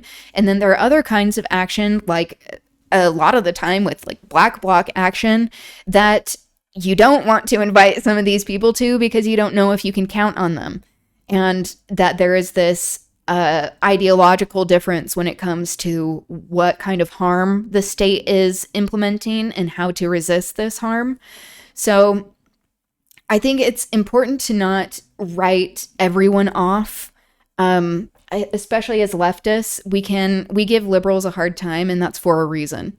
But like, I have said this before, but like coming from Mormonism, growing up in conservative Utah, being raised in this like very strict Christian conservative ideology, it meant that I had a lot of deconstructing to do. So like getting out of that and being like, oh, I'm a centrist. Oh, I'm a liberal. Oh, I'm a leftist. It's like I had this evolution. We have to acknowledge that people are dynamic and that we don't have a responsibility to educate people, even though that's like hopefully what I'm trying to do here. Question mark. But to also allow people to have room to engage in these tactics as they become more radicalized, because people are becoming much more radicalized with all of the bullshit that's happening. It is becoming very, very clear to just the average person the harms of these capitalist classes, or the capitalist class, I guess. And so this allows for more room for people to start deconstructing. It's just a matter of where we are letting these people in and why, what we're allowing them to do, if there are things that align that you can actually work together, or if there are other types of action that you're like, no, we don't need that. Understanding the difference there, I think, is really important. But we do need numbers for resistance. Okay. History of the Black Bloc, street tactic used by anarchists. Yeah, that was a transcript of these videos. Harsha Walia. I didn't realize that, but we already went over that. So let's get into more of the history of this.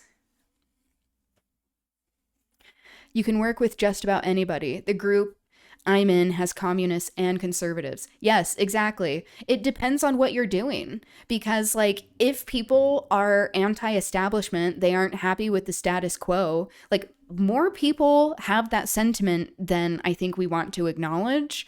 And that's very important. Us feeling like we have to be purists and not letting certain people in to certain things. It doesn't mean that like we shouldn't have vetting processes before we engage in more like high risk action, like in being particular of who we invite to that. But like when it comes to unionizing, for example, like being in conservative Utah, the truth of it is that like you have to organize with conservative people who like being a being a non-binary person, a queer person, a multiracial person. Like I know there are people that would prefer I did not work in that workplace, but they understand that if conditions are needing to be improved, that they still have to be respectful of human beings, and that we have a larger goal to be working towards. Like that is important, because bettering our material circumstances will make it so that these larger forces, these oppressive forces, are not able to pit us against each other as easily and say like, oh, they're to blame for your condition. It's like, oh, once we're organizing and we realize that it's these huge power structures that are oppressing us, that we then have much more in common than what they would like us to believe. Okay. This is by Illyrian Adventures, and I haven't seen their content before when I was planning the stream for today, but I really like their perspective. So let's give this a watch. Fine was made possible by contributions from slaves. Oh wait, here this we go. episode of It's the End of the World as We Know It and I Feel Fine was made possible by contributions from slaves like you. Thank you very much. A lot of people involved in the Black Bloc on Saturday, many of them 6 months ago were members of the Labour Party, working for the Liberal Democrat Party, people who really believed back then that parliamentary democracy could work for them, and now they believe that it's not going to work for them. It's the end of the world as we know it, and I feel fine. Good morning, slaves, and welcome to another edition of It's the End of the World as We Know It and I Feel Fine, the show where all our heroes wear masks. Go ninja, go ninja, go! Go ninja, go ninja, go! Go ninja, go ninja, go! Go ninja, go ninja, go! Go, go, go, go! I am your host, Stimulator, and with global May Day protests and the Occupy wave of actions coming up, I thought it would be nice to do a little segment about the tactic of tactics. The cancer in Chris Hedges' colon. Too big to fail, big enough to fall! The cancer in Chris Hedges' colon. Oh my god. That's a lot. But also kind of funny. I'm drinking cranberry juice. This is a side note. My partner, when they drink cranberry juice, always goes, cranberry juice makes me feel alive. So I think that every time. The most widespread and mimicked street formation of the last 6,000 years. And the craze that has police departments and politicians wetting their dockers. Yep. The Black Bloc. But what about Madrid? You're a right, agitator. I must first pay my respects to our lion-hearted peeps in Madrid, who daringly attacked the fuzz during anti-austerity protests last month.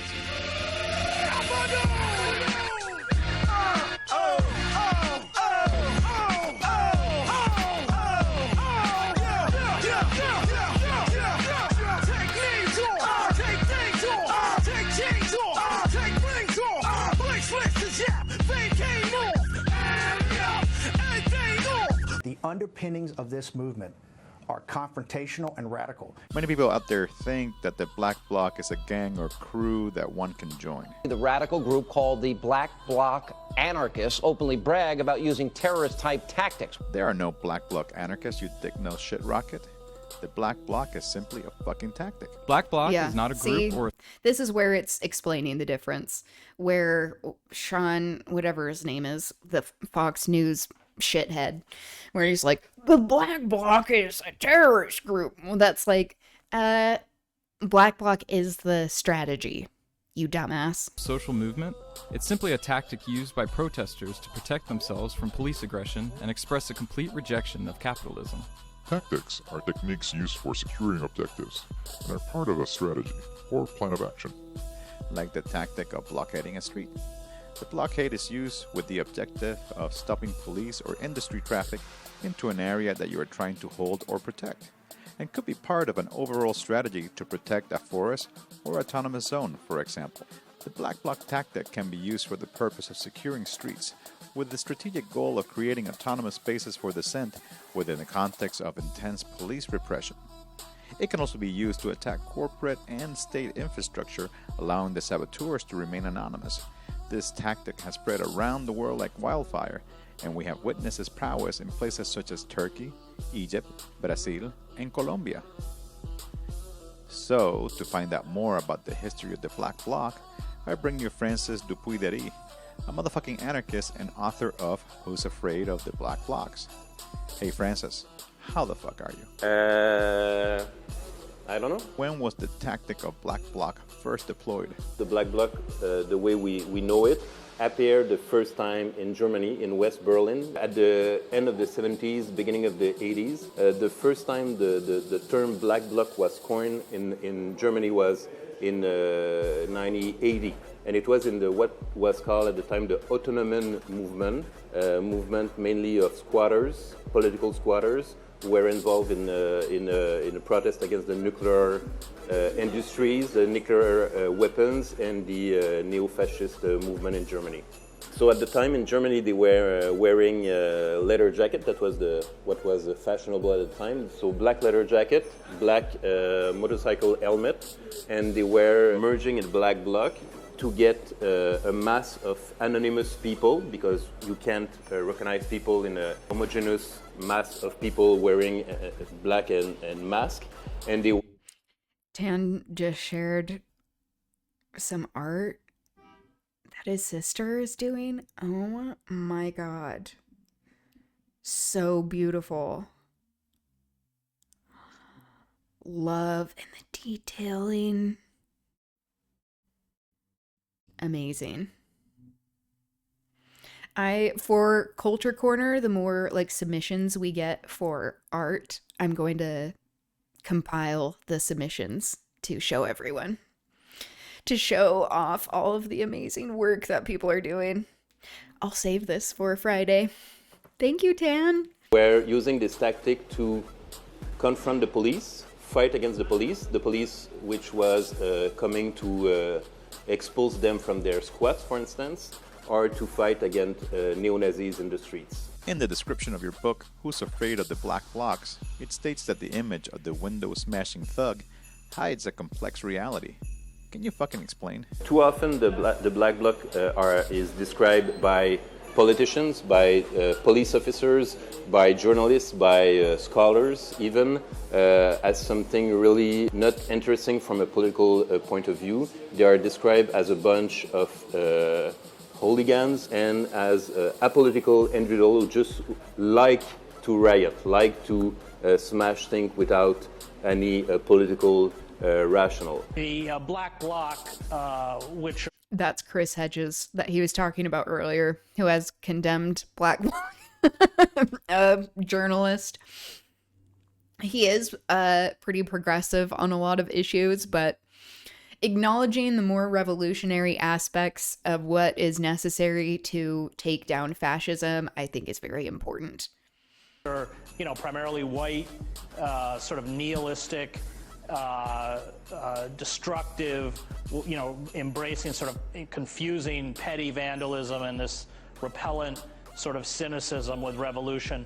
And of course, when you listen to them, when you watch them in action, when you look at them, when you follow them, and when you try to understand what they do in Germany, in France, in Great Britain, in Greece, in Brazil, you rapidly understand that it's only about politics. I heard 50,000 other people were going to be here, and I figured even if they're out here protesting in a way that I don't like, advocating reform or abolition of some particular institution, at least there are 50,000 people that really care and are worked up about something, and hopefully we can come out here and give them a shove in a little more radical direction. About politics? Yep.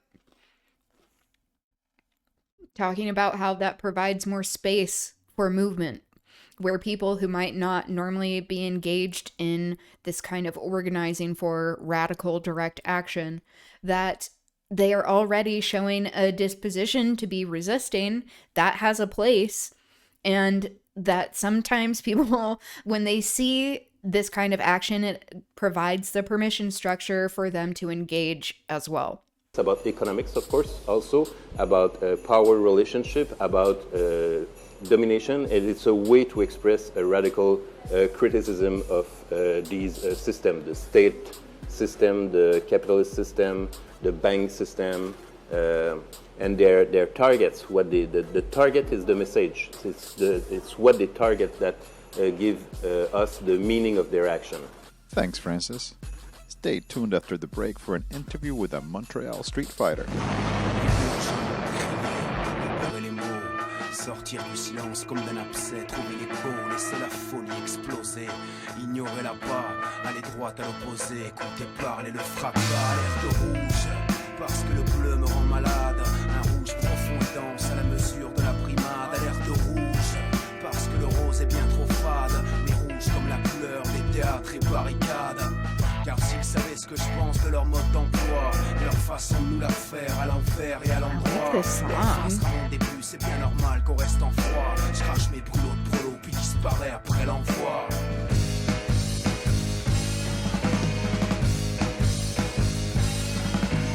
Et que j'attends le sabotage, je peux gripper la machine, l'imprévu, le coup du sort, faire valser le décor, je peux déglacer le bord, puis redresser les chines, inverser la vapeur et voir la peur changer de bord, urgent crier.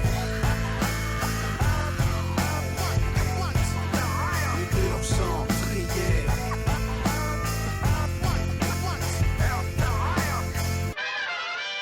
Viewers of this fucking show know that in 2012, thousands of people took part in a 6-month insurrection in Montreal. What is popularly known as the Maple Spring began as a student strike, but evolved into a popular revolt that included many sectors of society. The sheer fucking number of protesters and the non-stop use of militant street tactics exhausted not only the cops, but also their budget. Since then, the Montreal Popo have smartened up and have consistently kettled anti-capitalist demonstrations as a way to avoid a repeat of 2012. This year, comrades have been having conversations as to how to regain the street power that was obtained on that insurrectionary moment. So, to revisit some of the tactics used in the battles of that year, I bring you Nick, a university student involved in much of the street fighting in 2012. But first, a fucking disclaimer. The voice of Nick has been replaced with that of a voice actor to protect their identity. Also, some of the footage used to illustrate Nick's experience will not necessarily be from Montreal. This video is meant for entertainment purposes only, much like a sex toy or a novelty whoopee cushion. So, enough of that noise. Hey Nick, how the fuck are you? I'm feeling great. So, how the fuck does street fighting progress in Montreal? From the beginning of the strike, we saw the use of masks go from being an isolated practice to something that became normal for hundreds of people to do. This explosion in the use of masks wasn't magical. It took anarchists... Yep. Not only are masks helpful and necessary in many kinds of black bloc action to protect identities and provide anonymity, but also to confuse the law enforcement. And it also makes it so people with immunocompromised disorders that they can join, that it protects everyone's identities. So like going to any sort of protest, I highly encourage everyone to be wearing masks. That allows for more people to be able to join in the resistance who normally might not be able to because they have some sort of autoimmune disorder. But then it also makes it so that we aren't surveilled as much, especially in this very overt surveillance state where they're employing AI and these databases full of protesters. We have to protect ourselves when we engage in resistance. consistently masking up and explaining why they mask up in flyers and conversations. The same can be said for attacks against police. As the strike progressed, the isolated attacks on police that characterized the demos during the beginning of the strike, such as a couple of rocks thrown in their direction, eventually became more popular to do, up to the point where demos sometimes became very uncontrollable for hours. This was simply a matter of persistence. Fuck! Holy shit. As people continued to see masked up street fighters getting away with attacking the pigs who had been clubbing them for weeks, they started to see themselves as capable of acting conflictually as well. I imagine that this involved many different groups of friends in the student milieu making plans to come to demos with these intentions for the first time, but also probably involved many people coming by themselves.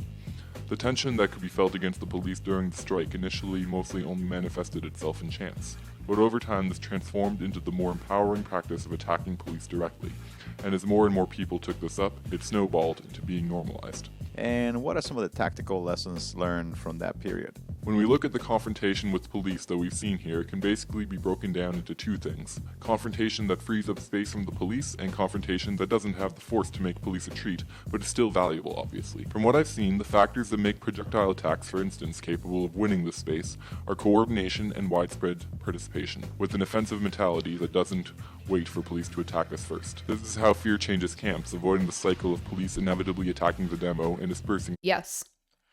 Yeah, that is taking power back. Where police, they try to, like how we were talking about in that previous transcript that I was reading, is that they like to be the ones who define what is a good or bad protester. And they are the ones always escalating. That's usually how it happens. Maybe I shouldn't say always, but when there's escalation happening, a lot of the time it comes from police. And these type of tactics actually takes power back and shows that law enforcement, they do not have as much power as we would like to believe, or that the system would like us to believe, that they should be afraid of us because of our numbers and because of our anger and the circumstances that we are experiencing. So this is a preemptive way to show them that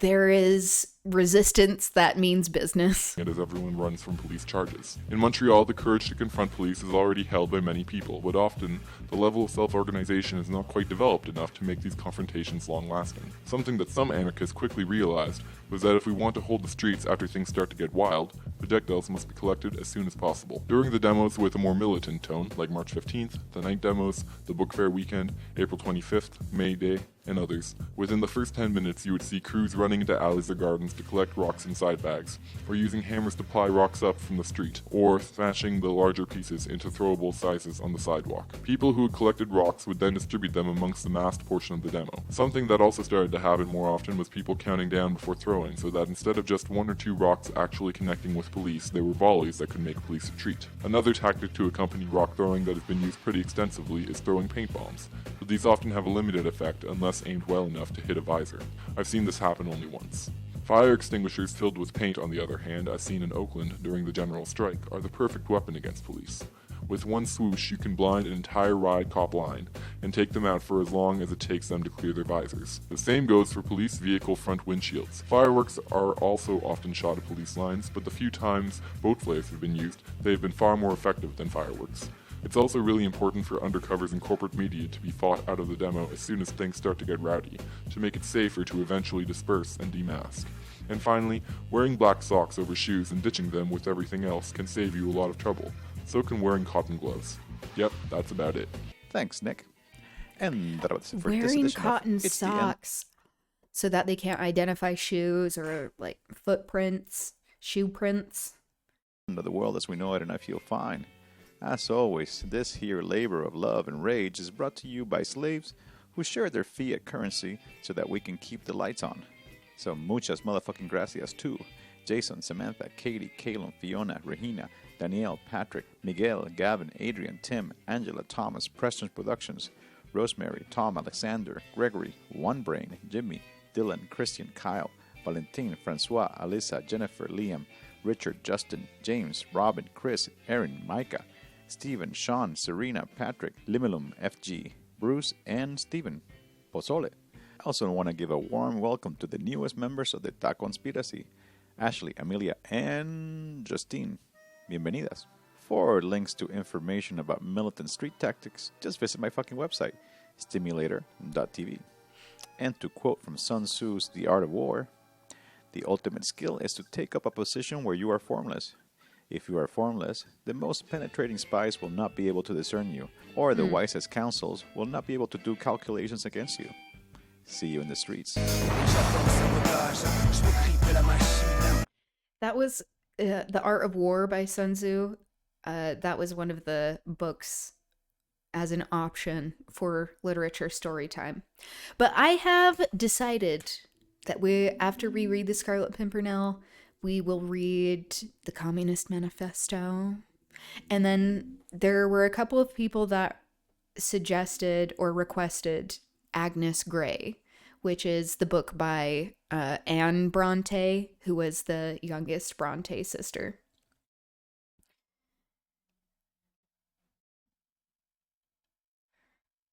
I thought he was going to link to certain tactics. Okay. All right. Moving right along, I wanted to provide this example of Black Bloc tactics providing room for other types of resistance. So this is from 9 years ago in the Majority Report with Sam Seder. Sam Seder has been in the media world for a while, just doing his thing. And this addresses how there is more of this, what a lot of leftists who maybe don't engage in these type of tactics or more direct action, what their perspective is, but it provides this interesting insight into how there are some people that are more willing to engage in this kind of stuff than what we may at first realize. I don't know if that made sense. The family of abolitionists get a revisit. I know. I'm like, oh, we're going to go through all of the Brontes? Okay. Yeah, I haven't read Agnes Grey. So I'm excited because we don't really hear a whole lot about Anne Bronte. We hear the most about Charlotte Bronte, but that's because she lived longer and that was intentional by her. She kind of took control over a lot of things. But yes. Okay. So this was from the first Trump administration, punching Nazis and setting limos on fire. Cool. More of this, please. Mect. Hitting a Nazi is always good, Brooksy. I agree.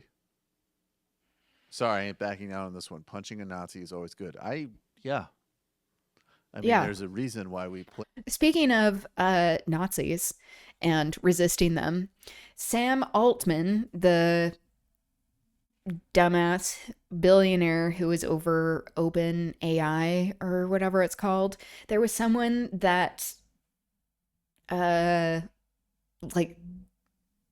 a Molotov cocktail at his house or something, or attacked his house. And yeah, what do you expect? What do you expect to happen when people are having all of their jobs be taken by robots and AI?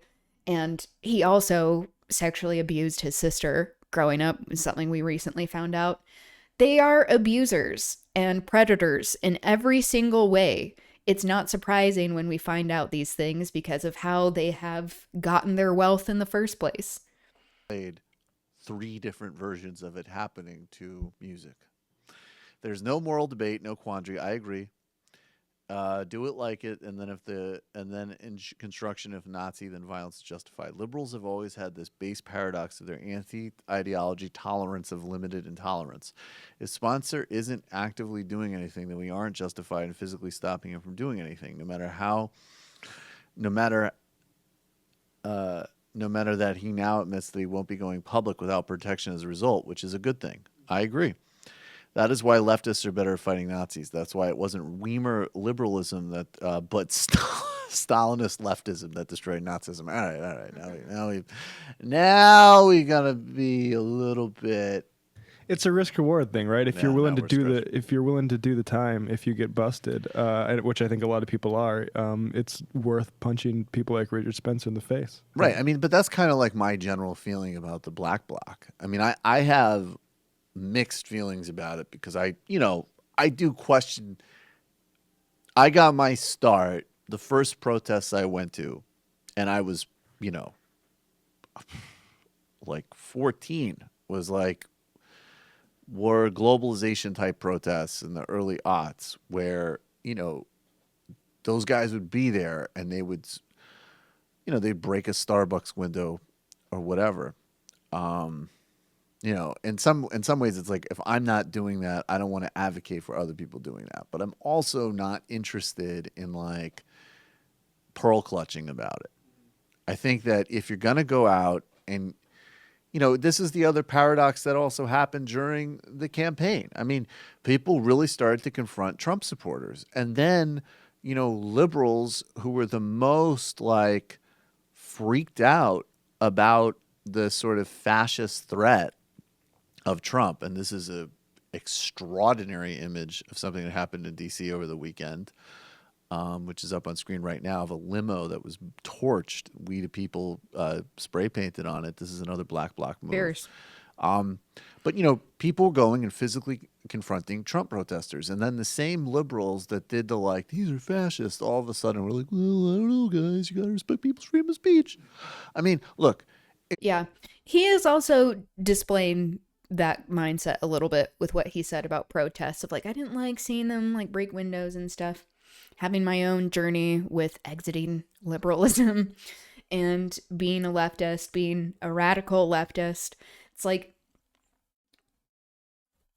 this is still him acknowledging that there is room for this. That as these fascists are engaging in such intense violence and are hurting people where they're being kidnapped and trafficked to concentration camps and shooting people in the streets, it's like, okay, so they're allowed to be as violent as they want to be. But somehow when it comes to property, especially, the capitalists and liberals are like, oh no, what's happening? We said that we'd be nonviolent. It's like, we have to protect ourselves. If we are dealing with fascism and we're dealing with things that are fundamentally dangerous to humanity, there's always been a confrontational kinetic response on some level. So, I certainly don't condemn the black bloc. I don't praise it or agree with it unconditionally, but I am definitely not going to sit back here and condemn them. And I certainly don't condemn the guy that punched Richard Spencer in the face. I support it 100%. And I would watch and I would look at, I think that's a pretty common sentiment among not as radicalized leftists is that there's this idea of like, it's okay if other people do it. But often people who are the most marginalized, who are the most exploited in these desperate, squalid conditions because of capitalism and these oppressive systems, that they're the ones engaging in black bloc tactics because it is necessary, that you can see how these powers function to oppress everyone in addition to the people who are most marginalized. But this kind of resistance does take risk if we want to end fascism. It's not just about like sharing a post, even though like that can be helpful in its own way. It is called direct action because it is directly acting against these forces. Natasha Leonard, she wrote a piece in The Nation. She said, if you like that video, then you have to thank the black bloc because that's who did it. And, it's a group of people that protect their identity. They're willing, that's why they're disguised, because they're out to break laws. And It's often people, and and inside their own cell structures, they encourage people who are frankly white, who don't have criminal records, who don't have an outstanding, immigration issue. There are ways of exercising privileges you have. And let me tell you something. If exercising your privilege is to punch Richard Spencer in the face, that makes you like Ronnie Casseroles, who was one of the founders of the Ubuntu Sisek and the African National Congress's armed wing. So I think it's clear to the people that we should be, at a bare minimum, not condemning in today's environment. And at most, just sharing the videos because it's funny. And by the way, Matt, really quickly, what were the criminal charges that people are getting pressed with in D.C.? Oh, I've seen, what is it, federal riot charges? Federal riot charges could carry up to 10 years in prison. So there is a defense fund for people involved. Which is insane. And there's a bill in Indiana state legislature right now which literally says that police can use any means necessary to stop a protest if it blocks traffic. That literally functionally means that you could murder somebody for doing a nonviolent sit-in at an intersection. There is a bill in North Dakota that means to move liability from the motorist to the person on the road, which is a basically run over protesters bill. It's a run over protesters bill. And look, the reality is, if you come in with an unpopular mandate, you propose a wave of legislation, and everything is on the table. There's a bill in Congress now that will take conception to the point of fertilization.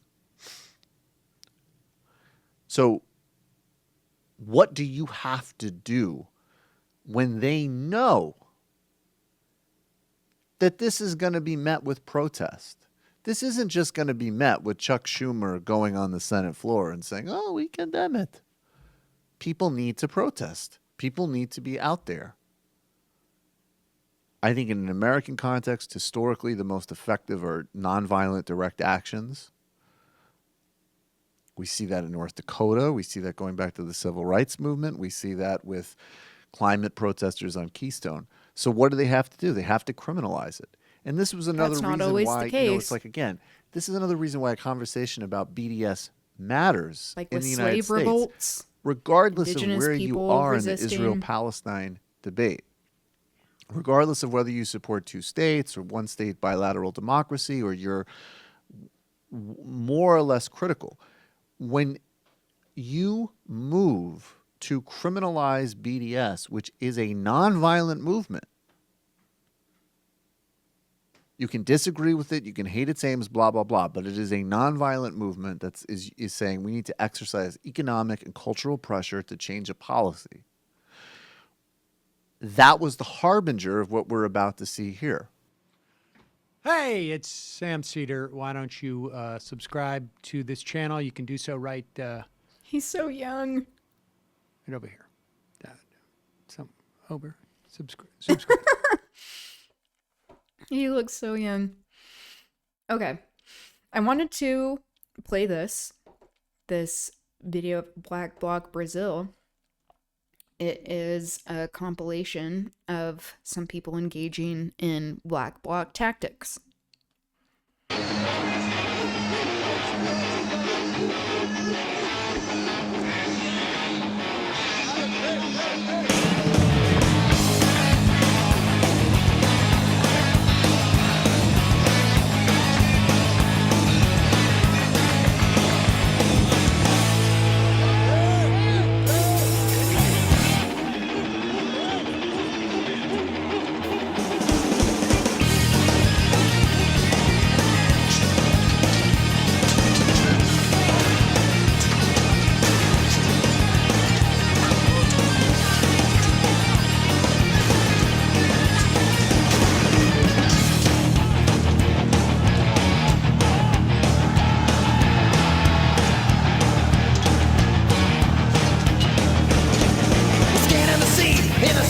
tonight.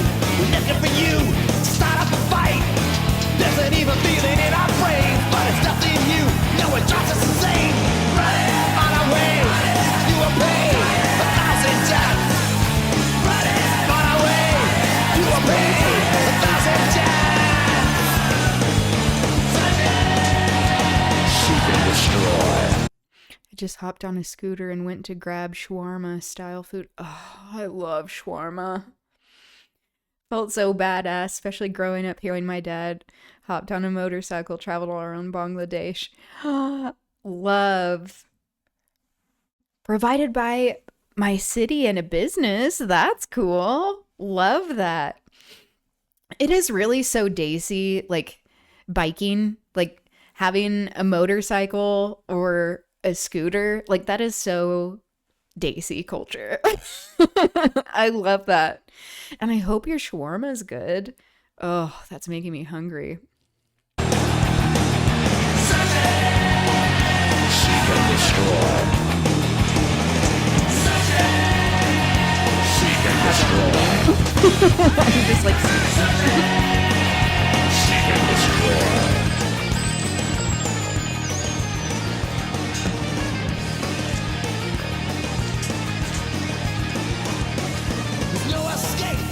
For sure, this is the end, won't take any more. Say goodbye to the world you're living. You've always been taking and now you're giving. Exactly. On our way, you will pay.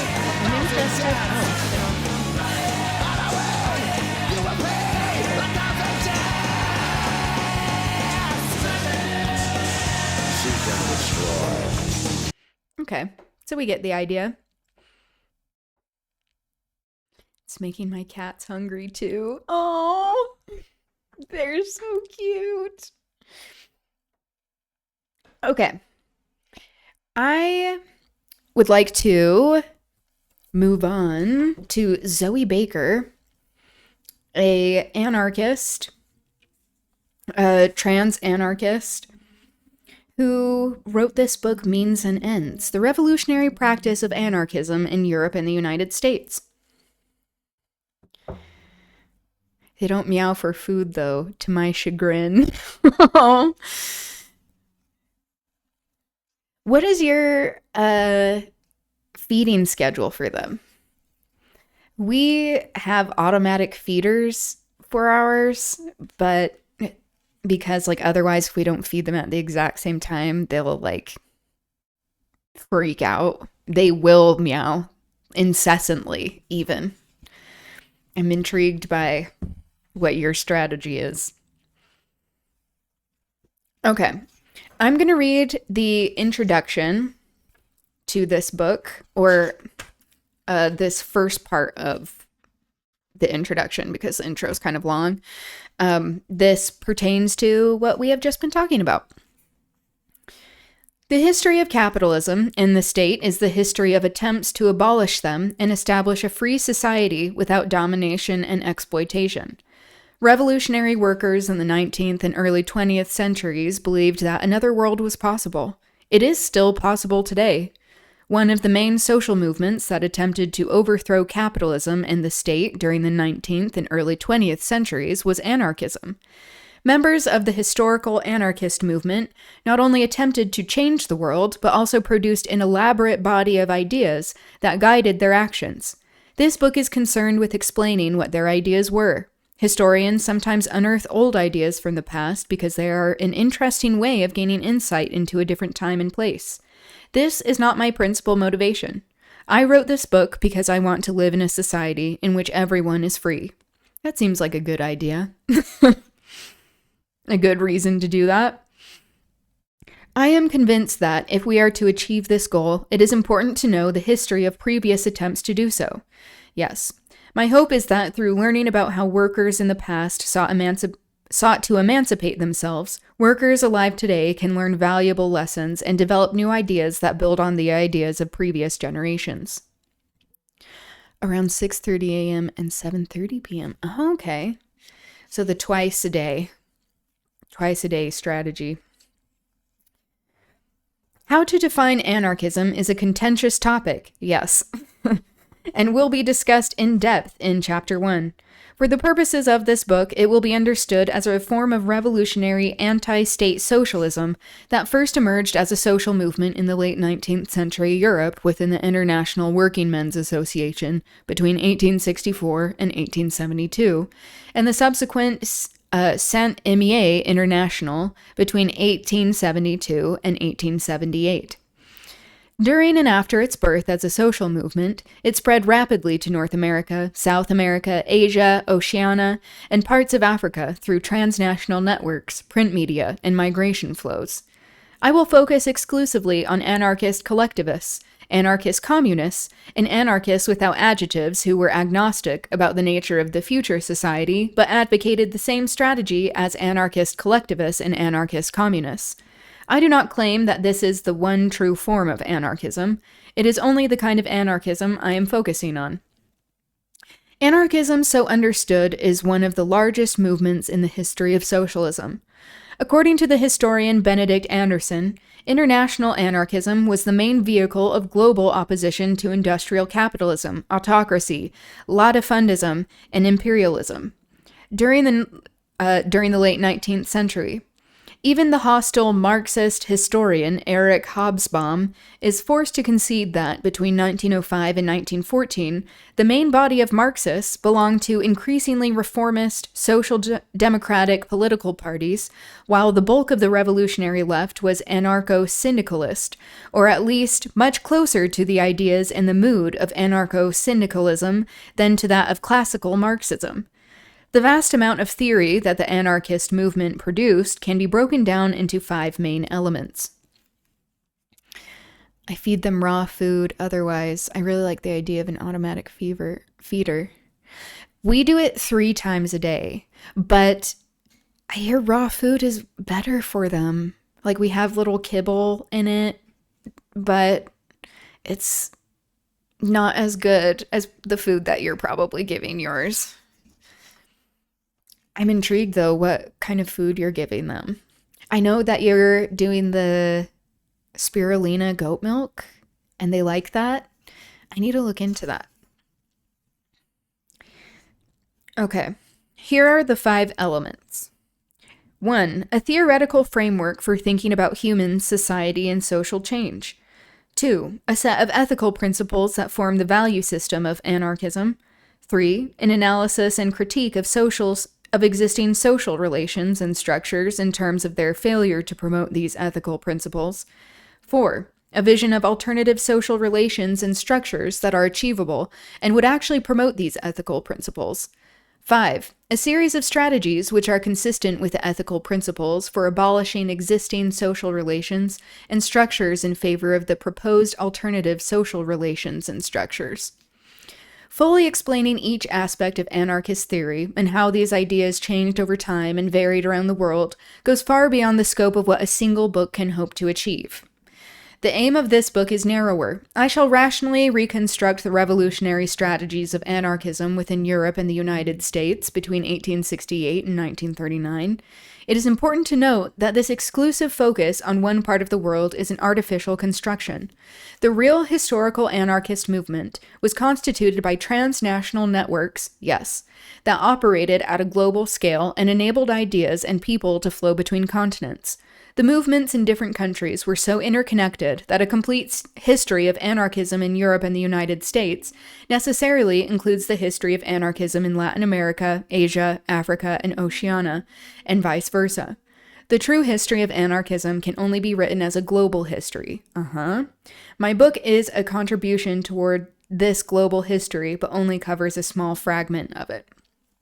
Okay, so that gives a little bit of background. I'm mostly interested in looking at these different segments of anarchism, the collectivism versus the communist lean as well, and how, if we are going to be talking about anarchy and how it is used to deconstruct capitalism in a very real, direct way, that we have to acknowledge it as a global issue.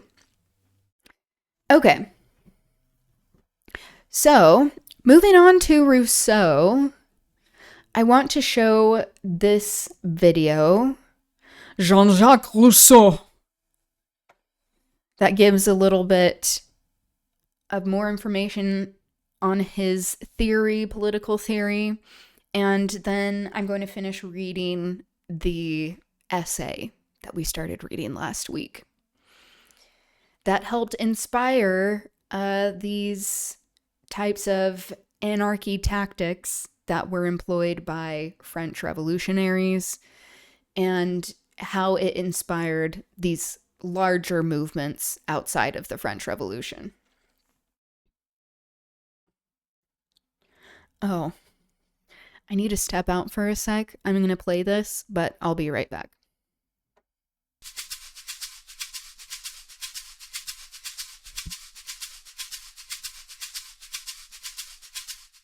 Modern life is deeply attracted to the idea of progress. In the 18th century, as European societies became ever richer and more technological, the conventional view was that mankind was firmly set on a positive trajectory from savagery and ignorance towards prosperity and civilization. But there was at least one 18th century philosopher who violently disagreed and who continues to have very provocative things to say to our own era. Jean-Jacques Rousseau was born to an educated watchmaker in Geneva in 1712. When he was 10, his father got into a legal dispute and the family was forced to flee Geneva. From that point on, Rousseau's life was marked by deep instability and isolation. As a young man, Rousseau went to Paris and there was exposed to the opulence and luxury that was the order of the day in Ancien Regime Paris. It was a far cry from his birthplace of Geneva, a city that was sober and deeply opposed to luxury goods. Then one day in 1749, he read a copy of a newspaper, the Mercure de France, that contained an advert for an essay on the subject of whether recent advances in the arts and sciences had contributed to what was called the purification of morals. In other words, was the world getting better? Rousseau experienced something of an epiphany. It struck him that civilization and progress had not, in fact, improved people. Instead, they had exacted a terrible, destructive influence on the morality of human beings who had once been good. Rousseau took this insight and turned it into the central thesis of what became his celebrated Discourse on the Arts and Sciences. His argument was simple.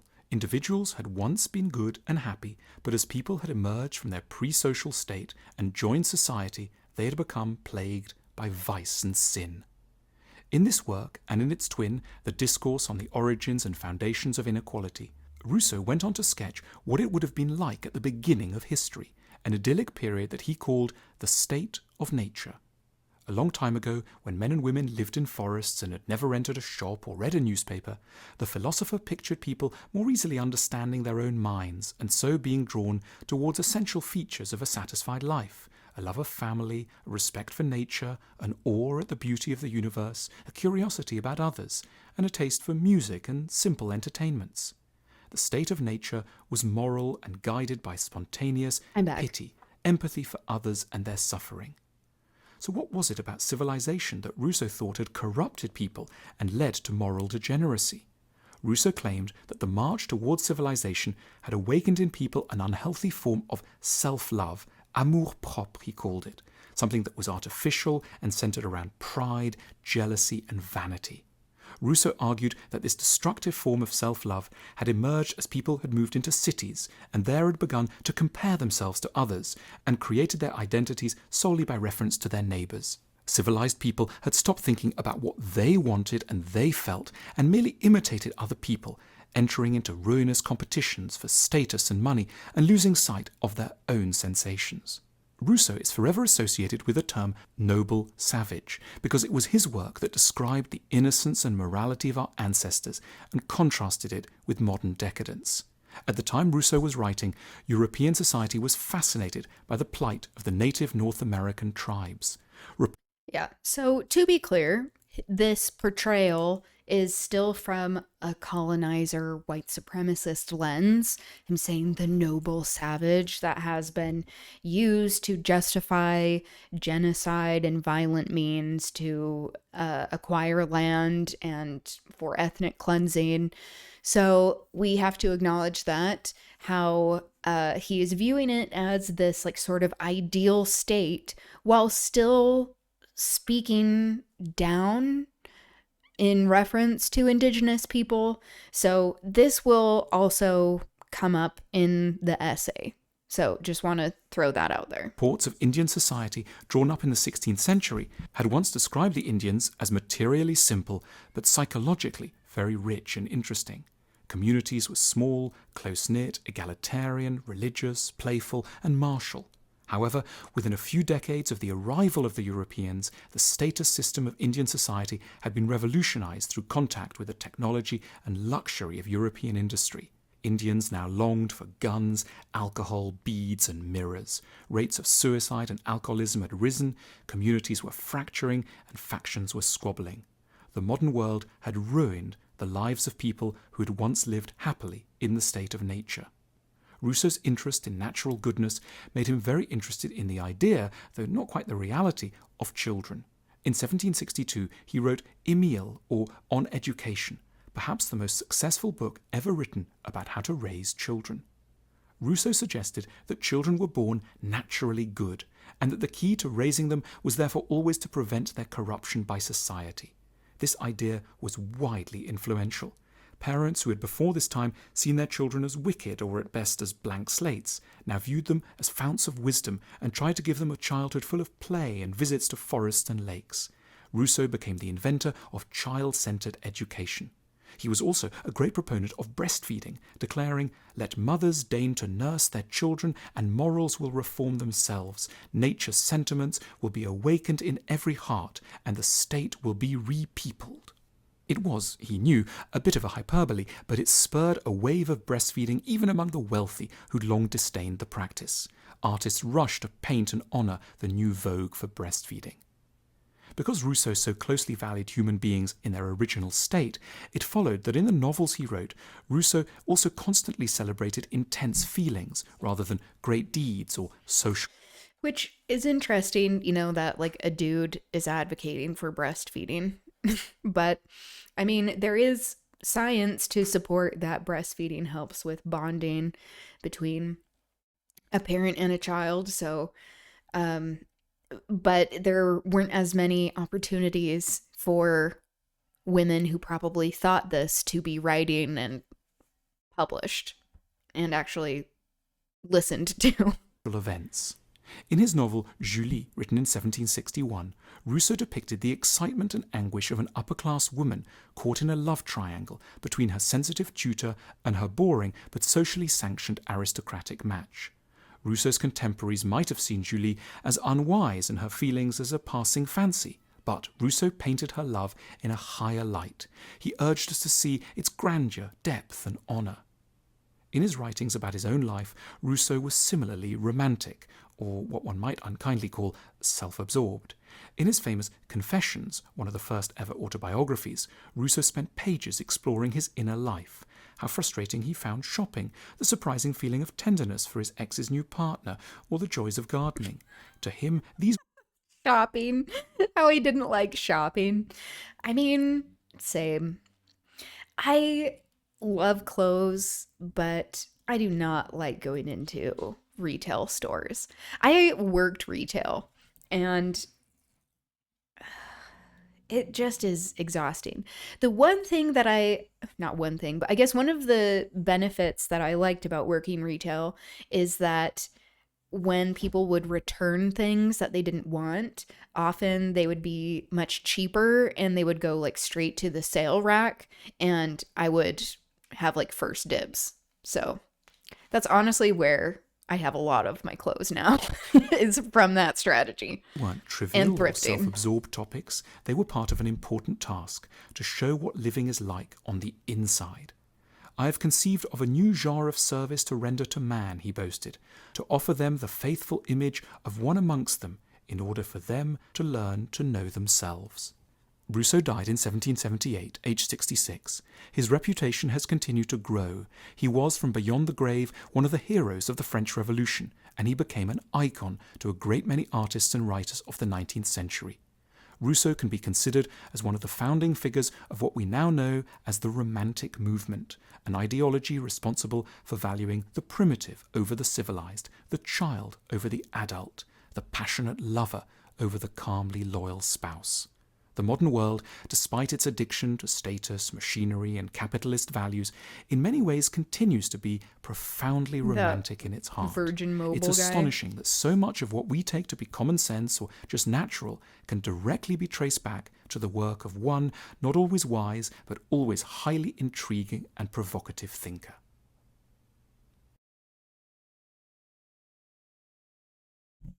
All right. That's Rousseau. Okay.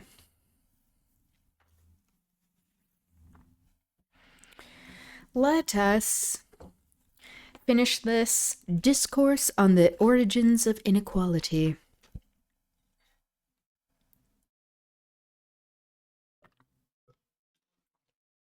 All right.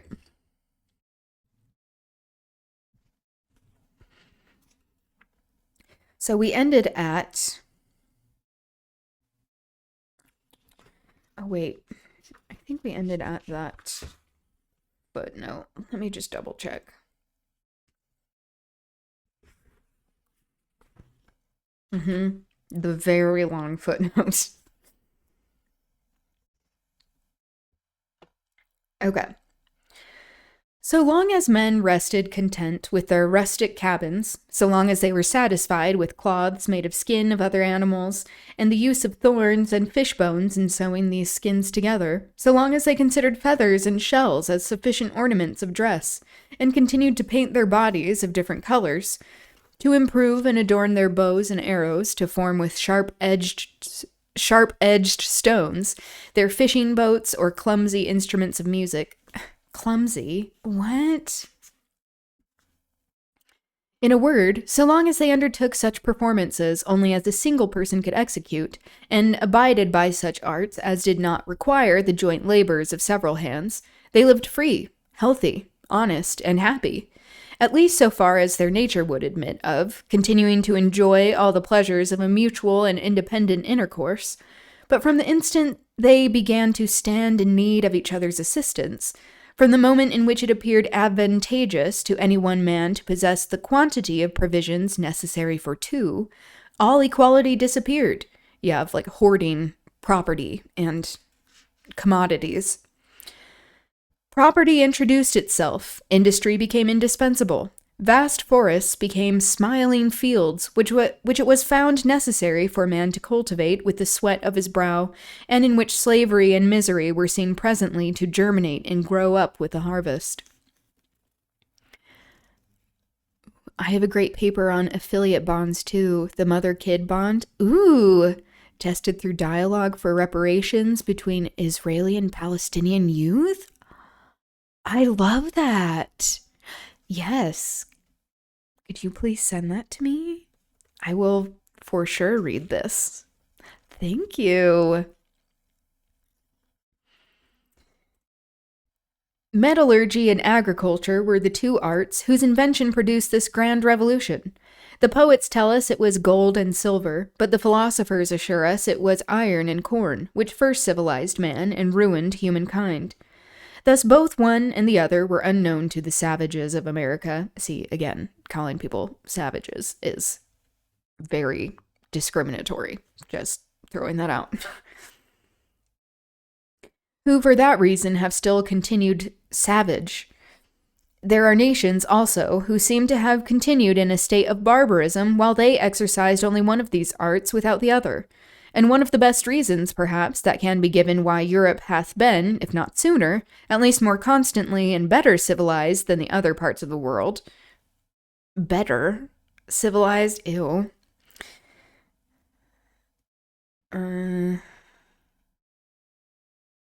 It is that it is at once the most abundant in iron and the most fertile in corn. It is very difficult. I mean, it is also talking about like access to natural resources. That helps more like technological advances.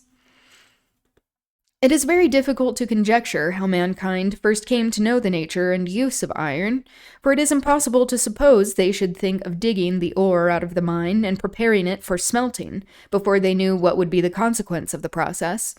On the other hand, we have the less reason to suppose this discovery the effect of any accidental fire, as mines are only formed in barren places, bare of trees and plants, so that it looks as if nature had taken some pains to keep so hurtful a secret from us. There remains, therefore, only the extraordinary incident of some volcano, which by ejecting metallic substances already fused, might suggest to the spectators a notion of imitating the process of nature in that operation. And we must even conceive them, after all, possessed of an uncommon share of fortitude, as well as foresight, to undertake so laborious a work with so distant a view to the advantages that might result from it. Yet these qualities are rarely thus united in minds more improved than we can suppose those of the first discoverers. With regard to agriculture, the principles of it were known long before they were put in practice, and it is indeed hardly possible that men, constantly employed in drawing their subsistence from plants and trees, should not readily acquire a knowledge of the means made use of by nature for the propagation of vegetables. It was, in all probability, very late, however, before their industry took that turn, either because trees, which, together with their land and water game afforded them sufficient food, did not require their attention, or because they were ignorant of the use of corn, or destitute of instruments to cultivate it, or because they wanted foresight in respect to future exigencies, or, lastly, because they were destitute of the means of preventing others robbing them of the fruit of their labors. On their growing more industrious, it is natural to conceive that they began, by the help of sharp stones and pointed sticks, to cultivate a few pulse or roots round about their cabins, though it was long before they knew the method of dressing corn, or were provided with the implements necessary to raise it in any large quantity, not to mention how requisite it is, in order to follow the business of husbandry, to consent to a present loss, in order to reap a future gain. A precaution very foreign to the turn of mind in a savage, who, as I before observed, hardly foresees in the morning what he shall have occasion for at night.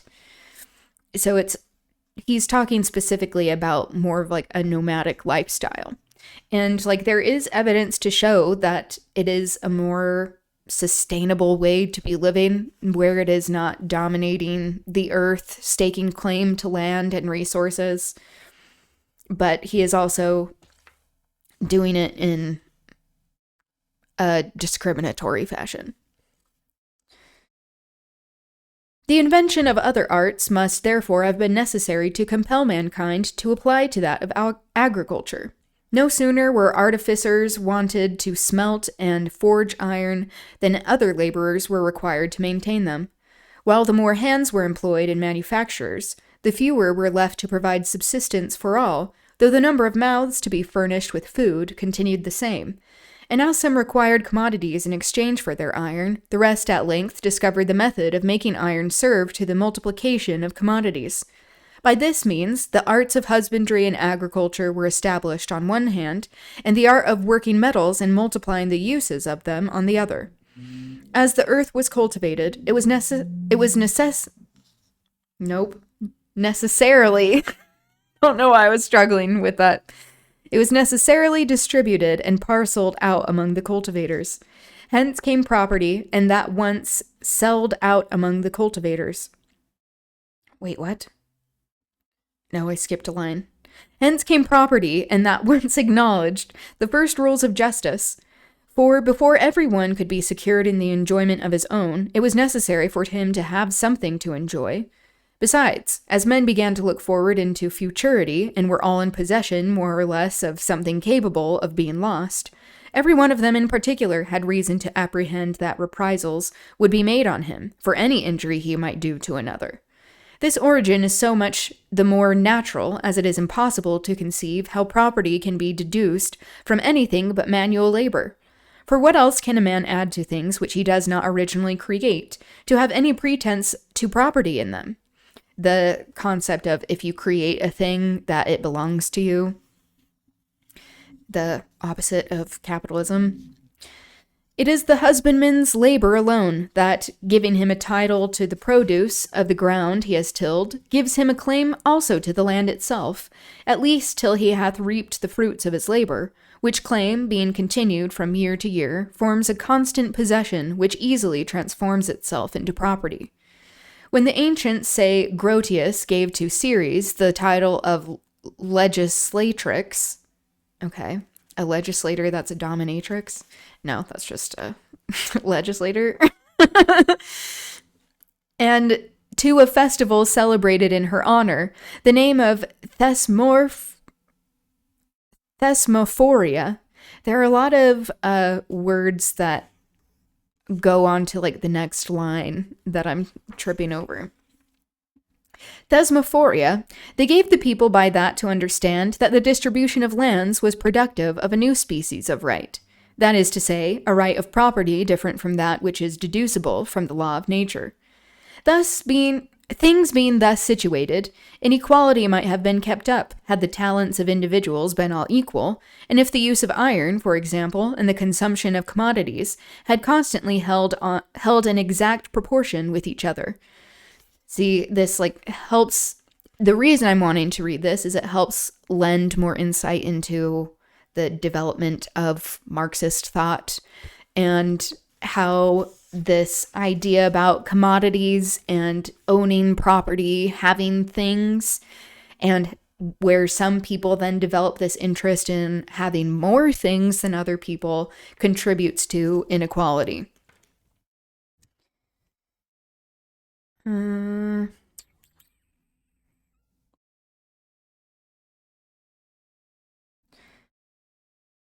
Where was I?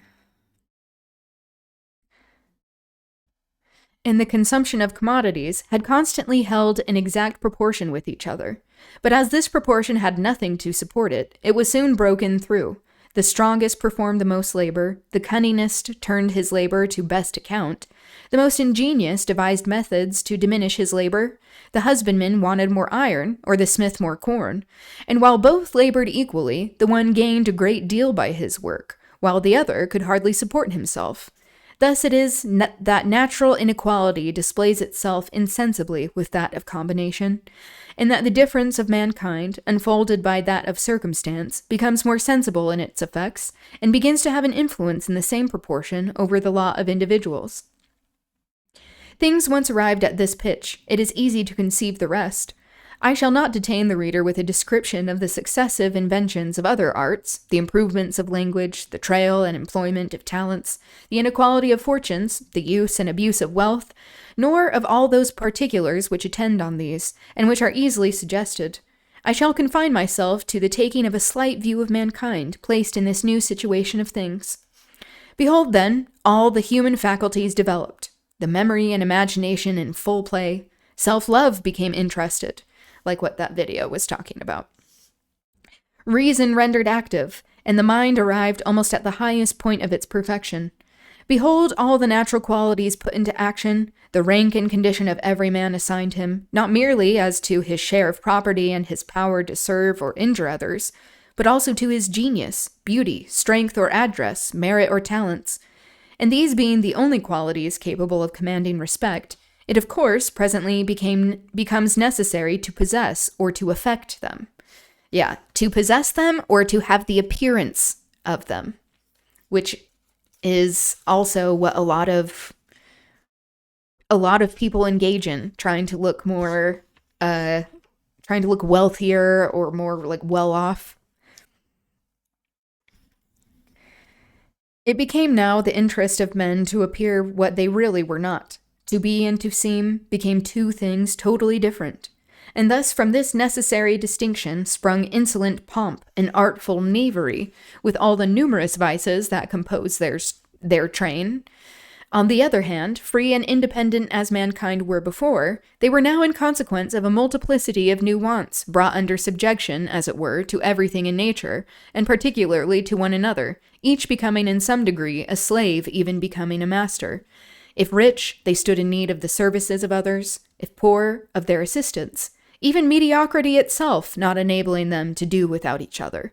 Man must now, therefore, have been perpetually employed in getting others to interest themselves in his happiness, and in making them apparently, at least, if not really, find their advantage in promoting his own. Thus he must have been sly and artful in his behavior to some, and imperious and cruel to others, being laid under a kind of necessity to use all those persons ill of whom he stood in need, when he could not awe them into a compliance with his will, and did not judge it his interest to purchase such compliance at the expense of being really useful to them. So this is also talking about like social currency, where if people are not able to have the means of establishing this sort of wealthy class that has more resources and domination over other people, that then people at least try to appear to be that way or to be in that class, that is the desire in order to have power and ultimately like fulfill happiness according to these hierarchical systems. In fine, insatiable ambition, the thirst of raising their respective fortunes, not so much from real want as from the desire of surpassing others, must inspire all mankind with a vile propensity to injure each other, and with a secret jealousy by so much the more dangerous as it puts on the face of benevolence to carry its point with the greater security. In a word, rivalry and competition on the one hand, jarring and opposite interests on the other, together with a secret desire on both of profiting at the expense of others, universally prevailed. All these evils were the first effects of property, in the inseparable retinue of growing inequality. Before the invention of signs to represent riches, wealth could hardly consist in anything but lands and cattle, the only genuine property man can possess. But when inheritances were so much increased as to occupy whole countries and border on each other, it became impossible for one man to aggrandize himself, but at the expense of some other. At the same time, the supernumeraries, who had been too weak or too indolent to make such acquisitions, and were grown poor without sustaining any loss, because while they saw everything changed around them, they remained still the same. These, I say, were obliged to receive their subsistence or steal it from the rich. Yeah, when these systems of inequality are created, how it forces, and when you have people who are hoarding these resources, it forces the people who don't have these things to then take them in order to survive, which they are then demonized for, to support their consistent oppression. Whence there soon appeared, according to the different characters of each, dominion and slavery, or violence and rapine, like raping.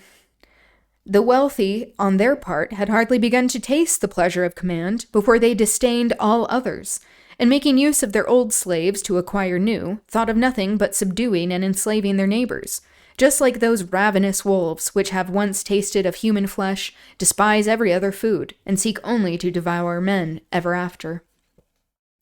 It is thus that the most powerful, or the most miserable, considering their respective might or misery as a kind of claim to the possessions of others, equivalent in their opinion to that of property, the equality being once broken through, the breach of it was attended with the most terrible disorders.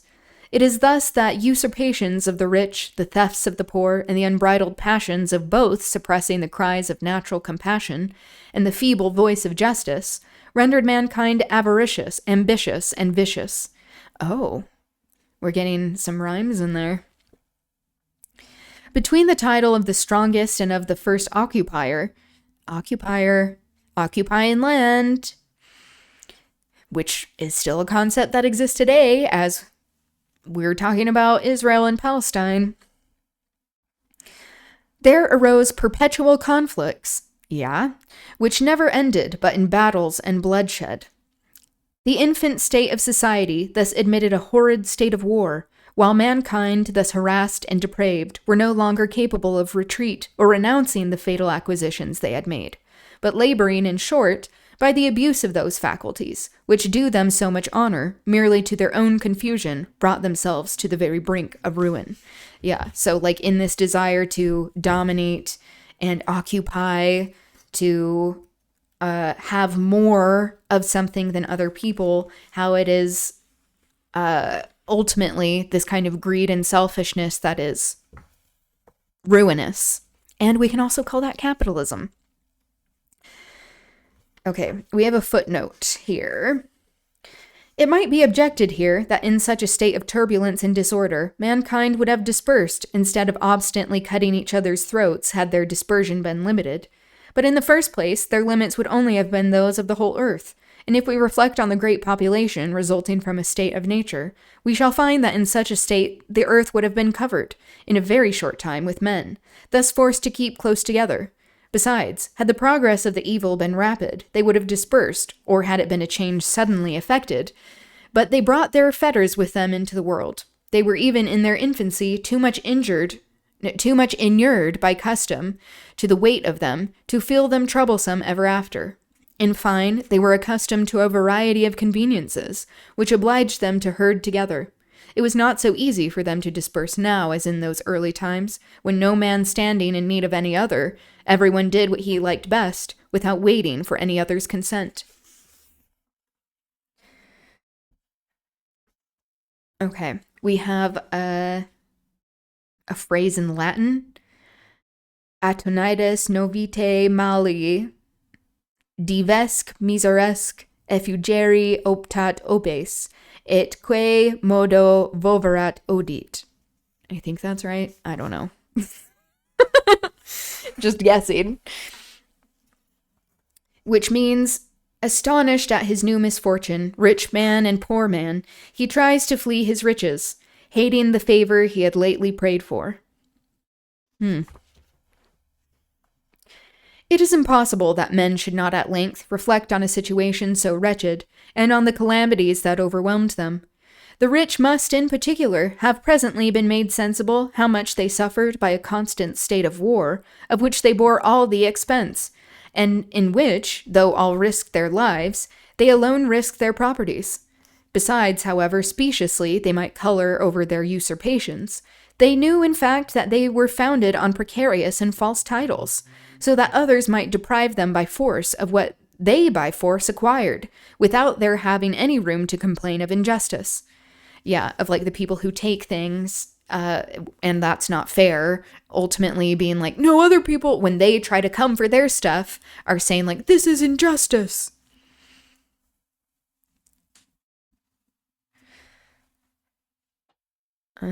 Nay, even those who were enriched by their own industry could scarce found their property on better claims. It was in vain anyone repeated, I found this well, I gained this spot by my industry. Who gave you the limits, it might be objected, and what right you have to demand payment of us for doing what we did not require you? Are you ignorant that numbers of your fellow creatures are starving for want of what you possess in superfluity? Superfluity?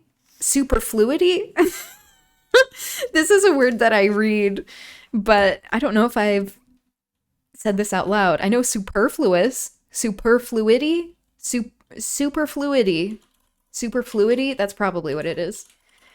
Superfluity? Yep. An unnecessarily or excessively large amount of number or something.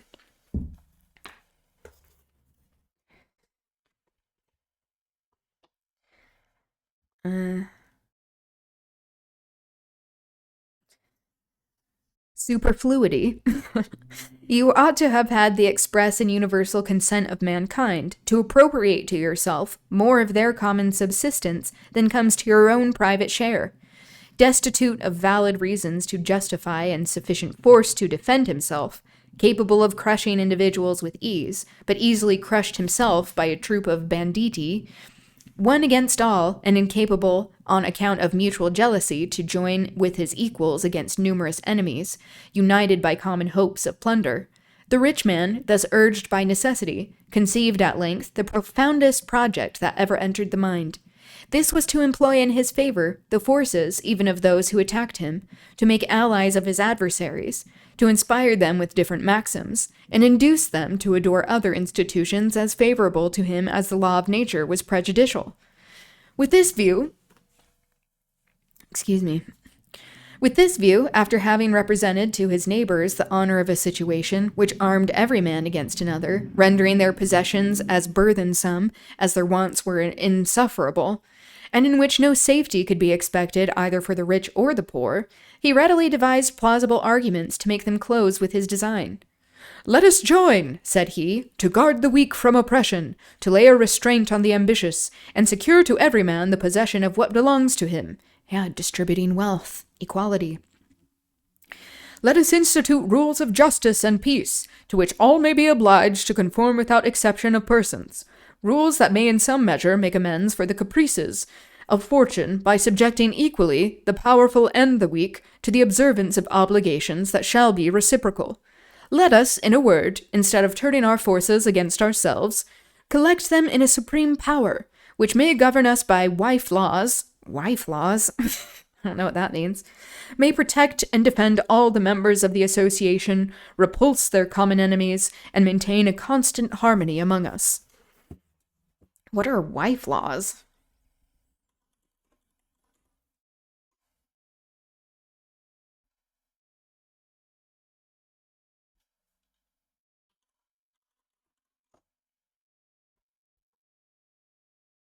Oh, like actual laws having to do with wives. That was way more literal than what I was thinking. Okay. So he still is talking about a separation of gender, that there is this hierarchy with gender, which is supporting patriarchy. A much shorter harangue to this purpose would have been sufficient to impose on men so little cultivated and easily seduced, especially as they had too many disputes among themselves to live without arbiters, and too much ambition and avarice to subsist long without masters.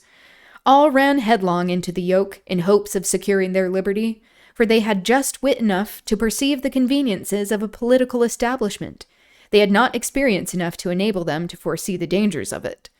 The most capable among them to discern these dangers were the very persons who expected to benefit by them, yes, people with the most resources.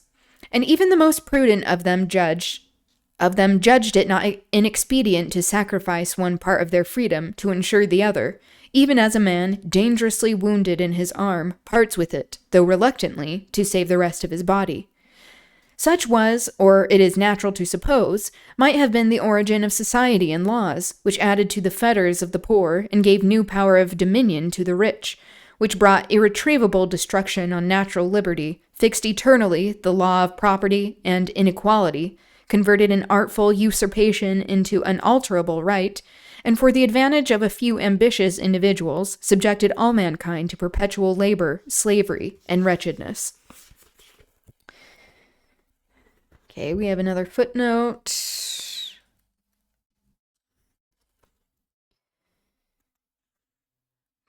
Marshal de V, which is 5, that's just a Roman numeral. Marshal de 5 used to relate that the frauds of one of the contractors for the army in one of his campaigns having occasioned a very general complaint among the troops, he sent for the offender, and after rating him pretty handsomely, threatened him with the gallows. To all which the hardened rascal calmly replied that such threats did not at all affect him, but that he was glad of an occasion of telling the marshal that a man is not so readily hanged who has 100,000 crowns at his disposal. And I know not how it happened, added the marshal ingenuously, but so it was. The scoundrel escaped hanging, notwithstanding he had deserved it 100 times. So like money, getting people out of crimes or punishments for crimes. Sounds familiar. Okay. I think I'm going to stop there before we get into this next section. This essay is fairly lengthy, clearly. All right. Shall we get into the reading? Oh, I should have been wearing my gloves for both of those, but oh well. I guess my hands weren't too sweaty then. That's rare for me. But now that I'm thinking about it, my hands are starting to sweat. That's how it goes. Okay. So we were introduced to Sir Percy Blakeney in the previous chapter of the Scarlet Pimpernel. It is seen that he is a fool. He's a fop. Same. Which is just like a dandy, being well-dressed and kind of effeminate, being very particular about your appearance. And he is shown to be kind of like a dumb person who they claim to have an inane laugh and that he does this a lot. And it is seen that he cares more about Marguerite than what he first lets on. And that she treats him with disdain, and everyone is confused as to why they got married because they seem to be so different.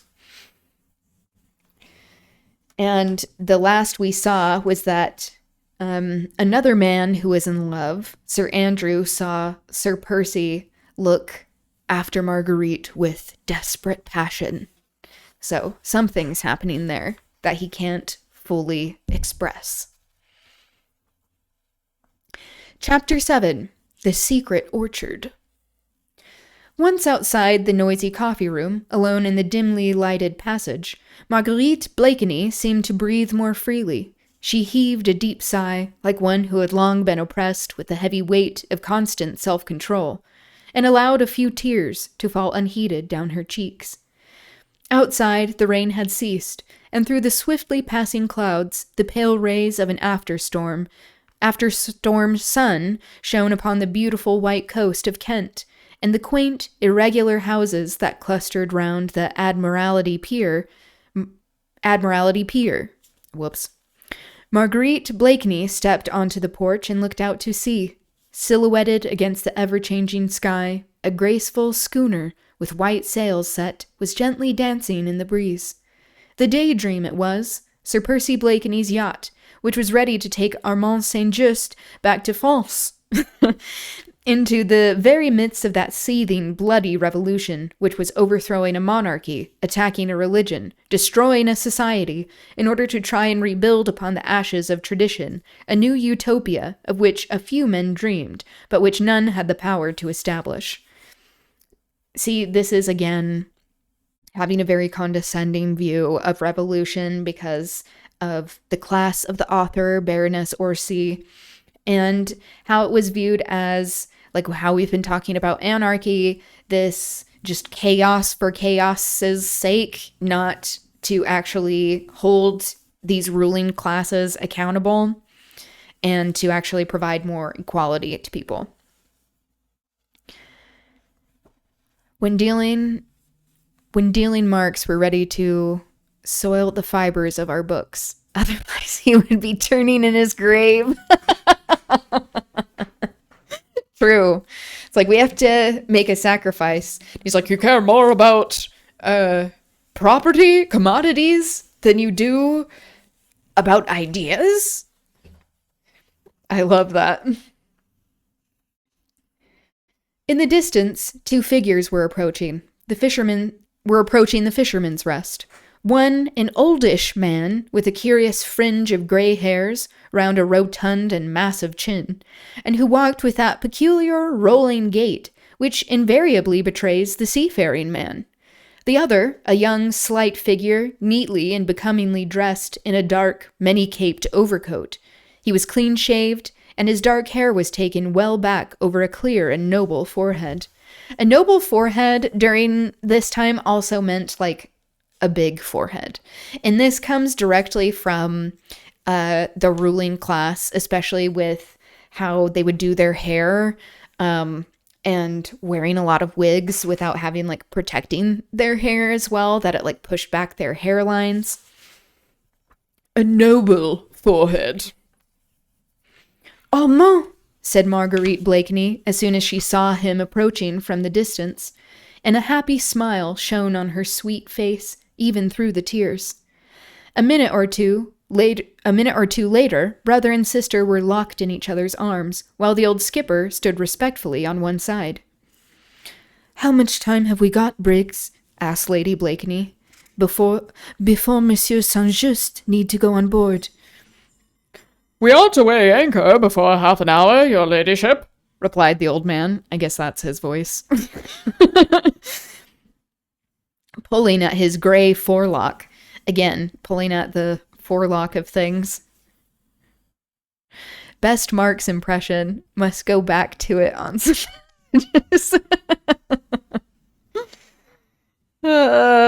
he would also probably be offended. He's like, take me more seriously. Linking her arm in his, Marguerite led her brother towards the cliffs. Half an hour, she said, looking wistfully out to the sea. Half an hour more, and you'll be far from me, Armand. Oh, I can't believe that you are going, dear. These last few days, whilst Percy has been away, and I've had you all to myself, have slipped by like a dream.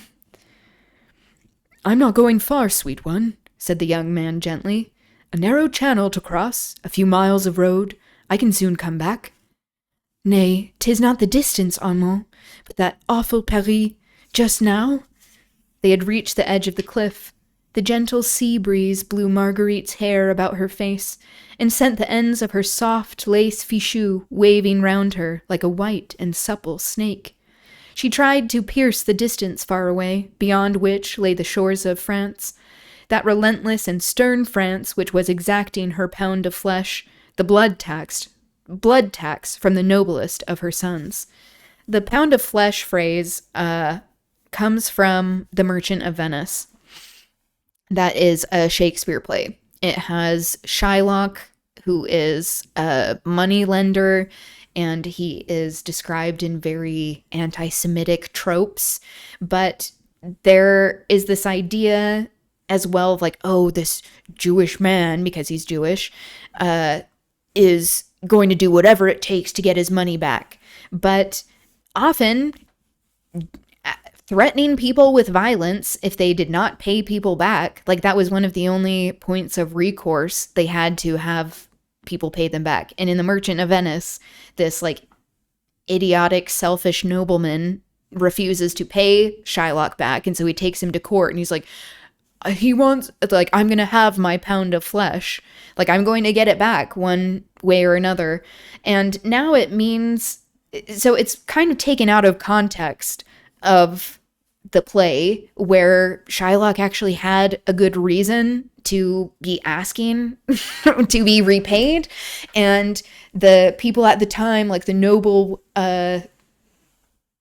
white people, or who were considered white at that time, were like, oh, he's evil because he is saying that he's going to have a pound of flesh from you. It's like, how about you repay the man? How about that instead of stealing? He's a stout guy with the highest pitch intonation, after all. Take me serious. I love that. Yeah, he is a stout guy. Okay.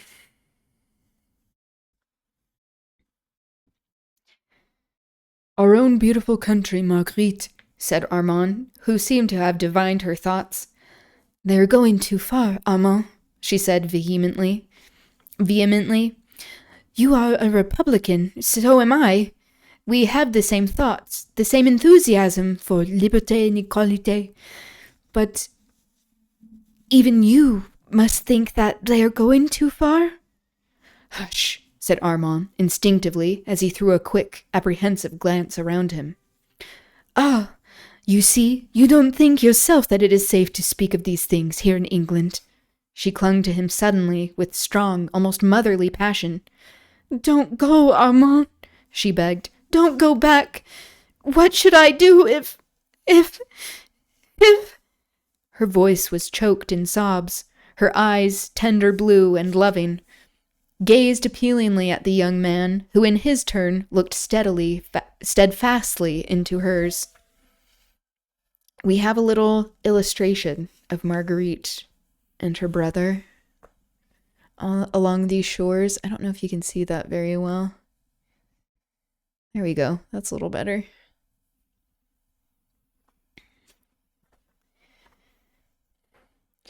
You would in any case be my own brave sister, he said gently. Who would remember that France is in peril? It is not for her sons to turn their backs on her. Even as he spoke, that sweet, childlike smile crept back into her face, pathetic in the extreme, for it seemed drowned in tears. Oh, Armand, she said quaintly, I sometimes wish you had not so many lofty virtues. I assure you, little sins are far less dangerous and uncomfortable. But you will be prudent, she added earnestly. As far as possible, I promise you. Remember, dear, I have only you to care for me. Nay, sweet one, you have other interests now. Percy cares for you. A look of strange wistfulness crept into her eyes as she murmured, He did, once. But surely... There, dear, don't distress yourself on my account. Percy is very good. Nay, he interrupted energetically, I will distress myself on your account, my Margot. Listen, dear, I have not spoken of these things to you before. Something always seemed to stop me when I wished to question you, but somehow I feel as if I could not go away and leave you now without asking you one question. You need not answer if you do not wish, he added, as he noted a sudden hard look, almost apprehension, darting through her eyes. I'm saying, what if he's not a voice do, and he's a C? Wait. I don't know if I'm understanding.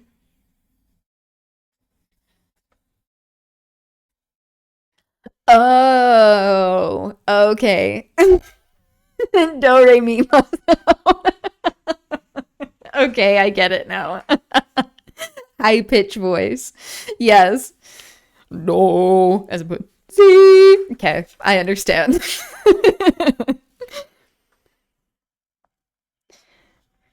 All right. What is it? She asked simply. Does Sir Percy Blakeney know that... does he know the part you played in the arrest of the Marquis de Saint-Cyr? She laughed, a mirthless, bitter, contemptuous laugh, which was like a jarring chord in the music of her voice. That I denounced the Marquis de Saint-Cyr, you mean, to the tribunal that ultimately sent him and all his family to the guillotine? Yes, he does know. I told him after I married him. You told him all the circumstances which so completely exonerated you from any blame? It was too late to talk of circumstances. He heard the story from other sources. My confession came too tardily, it seems. I could no longer plead extenuating circumstances. I could not demean myself by trying to explain. And now I have the satisfaction, Armand, of knowing that the biggest fool in England has the most complete contempt for his wife. She spoke with vehement bitterness this time, and Armand Saint-Just, who loved her so dearly, felt that he had placed a somewhat clumsy finger upon an aching wound. But Sir Percy loved you, Margot, he repeated gently. Loved me? Well, Armand, I thought at one time that he did. Or I should not have married him, I dare say, she added, speaking very rapidly, as if she were about to lay down a heavy burden which had oppressed her for months. This is where, in the musical, this song comes of Marguerite's that I love. I would sing for competitions. She's like, when I look at you, what I always see. And it's so beautiful. That's what's sad about this book and the movies and the musicals. They're very fun and engaging with their narratives, and it's very classist. In my heart, I would love to play Marguerite and also Sir Percy. Aubri getting heavy. That's a little taste. Yeah, I would sing that song for competitions a lot. And that was like one of my dream roles for a while, was to be Marguerite and also Percy, because I love both of them. Because Marguerite, you get to dress in like really cool clothes, and Percy, you get to be like hella queer and be like, oh, excuse me. And I love that too. But now I'm like less inclined to be in the musical, or want to be, because it's so classist. Okay. I dare say that even you thought, as everybody else did, that I married Sir Percy because of his wealth, but I assure you, dear, that it was not so. He seemed to worship me with a curious intensity of concentrated passion, which went straight to my heart. I had never loved anyone before, as you know, and I was 24 then, so I naturally thought that it was not in my nature to love, but it has always seemed to me that it must be heavenly to be loved blindly, passionately, wholly, worshipped, in fact, and the very fact that Percy was slow and stupid was an attraction for me. Oh my god. I love that he was so dumb. As I thought he would love me all the more. A clever man would naturally have other interests, an ambitious man other hopes. I thought that a fool would worship and think of nothing else. And I was ready to respond, Armand. I would have allowed myself to be worshipped and given infinite tenderness in return. She sighed, and there was a world of disillusionment in that sigh. Armand Saint-Just allowed her to speak on without interruption. He listened to her, whilst allowing his own thoughts to run riot. It was terrible to see a young and beautiful woman, a girl in all but name, still standing almost at the threshold of her life, yet bereft of hope, bereft of illusions, bereft of all those golden and fantastic dreams which should have made her youth one long, perpetual holiday. Yet perhaps, though he loved his sister dearly, perhaps he understood. He had studied men in many countries, men of all ages, men of every grade, of social and intellectual status, and inwardly he understood what Marguerite had left unsaid. Granted that Percy Blakeney was dull-witted, but in his slow-going mind there would still be room for that ineradicable pride of a descendant of a long line of English gentlemen. A Blakeney had died on Bosworth Field. Another had sacrificed life and fortune for the sake of a treacherous Stuart. Okay, we have a footnote here.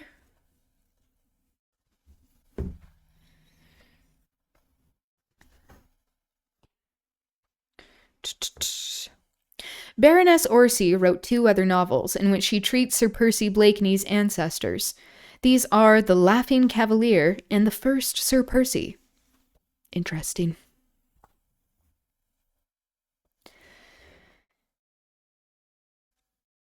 And that same pride, foolish and prejudiced as the Republican Armand would call it, must have been stung to the quick on hearing of the sin which lay at Lady Blakeney's door.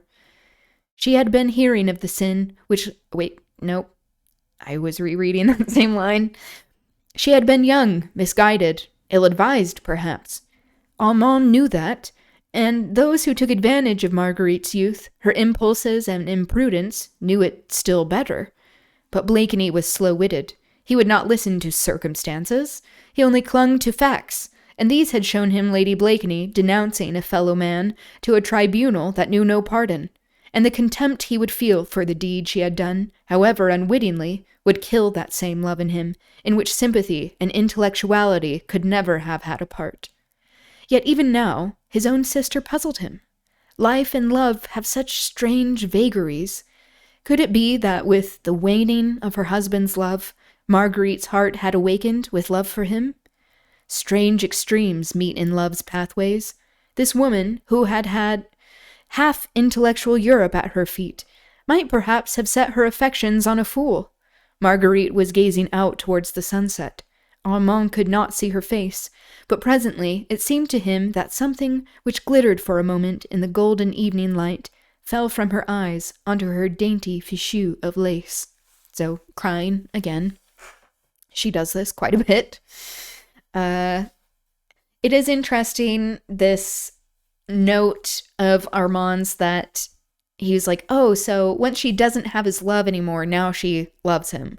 Of just like people wanting what they can't have. And, you know, people are like that, I have to say. But he could not broach that subject with her.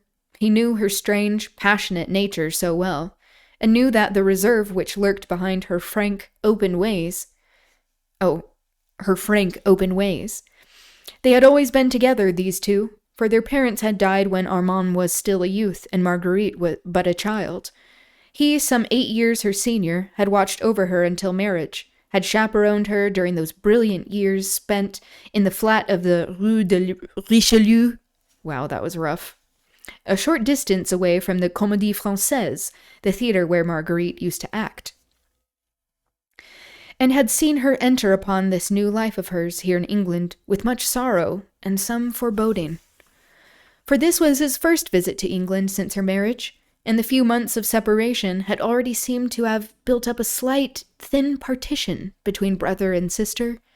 The same deep, intense love was still there on both sides, but each now seemed to have a secret orchard into which the other dared not penetrate. There was much Armand Saint-Just could not tell his sister. The political aspect of the revolution in France was changing almost every day. She might not understand how his own views and sympathies might become modified, even as the excesses committed by those who had been his friends grew in horror and intensity. And Marguerite could not speak to her brother about the secrets of her heart. She hardly understood them herself. She only knew that, in the midst of luxury, she felt lonely and unhappy. I can't go back in time and fix my Pokemon card and have it worth 11. Exactly, the regret. Oh, if only. And now Armand was going away. She feared for his safety. She longed for his presence. She would not spoil these last few sadly sweet moments by speaking about herself. She led him gently along the cliffs, then down to the beach, their arms linked in one another's. They had still so much to say that lay just outside that secret orchard of theirs. Okay, that's the end of Chapter 7. These chapters are pretty short.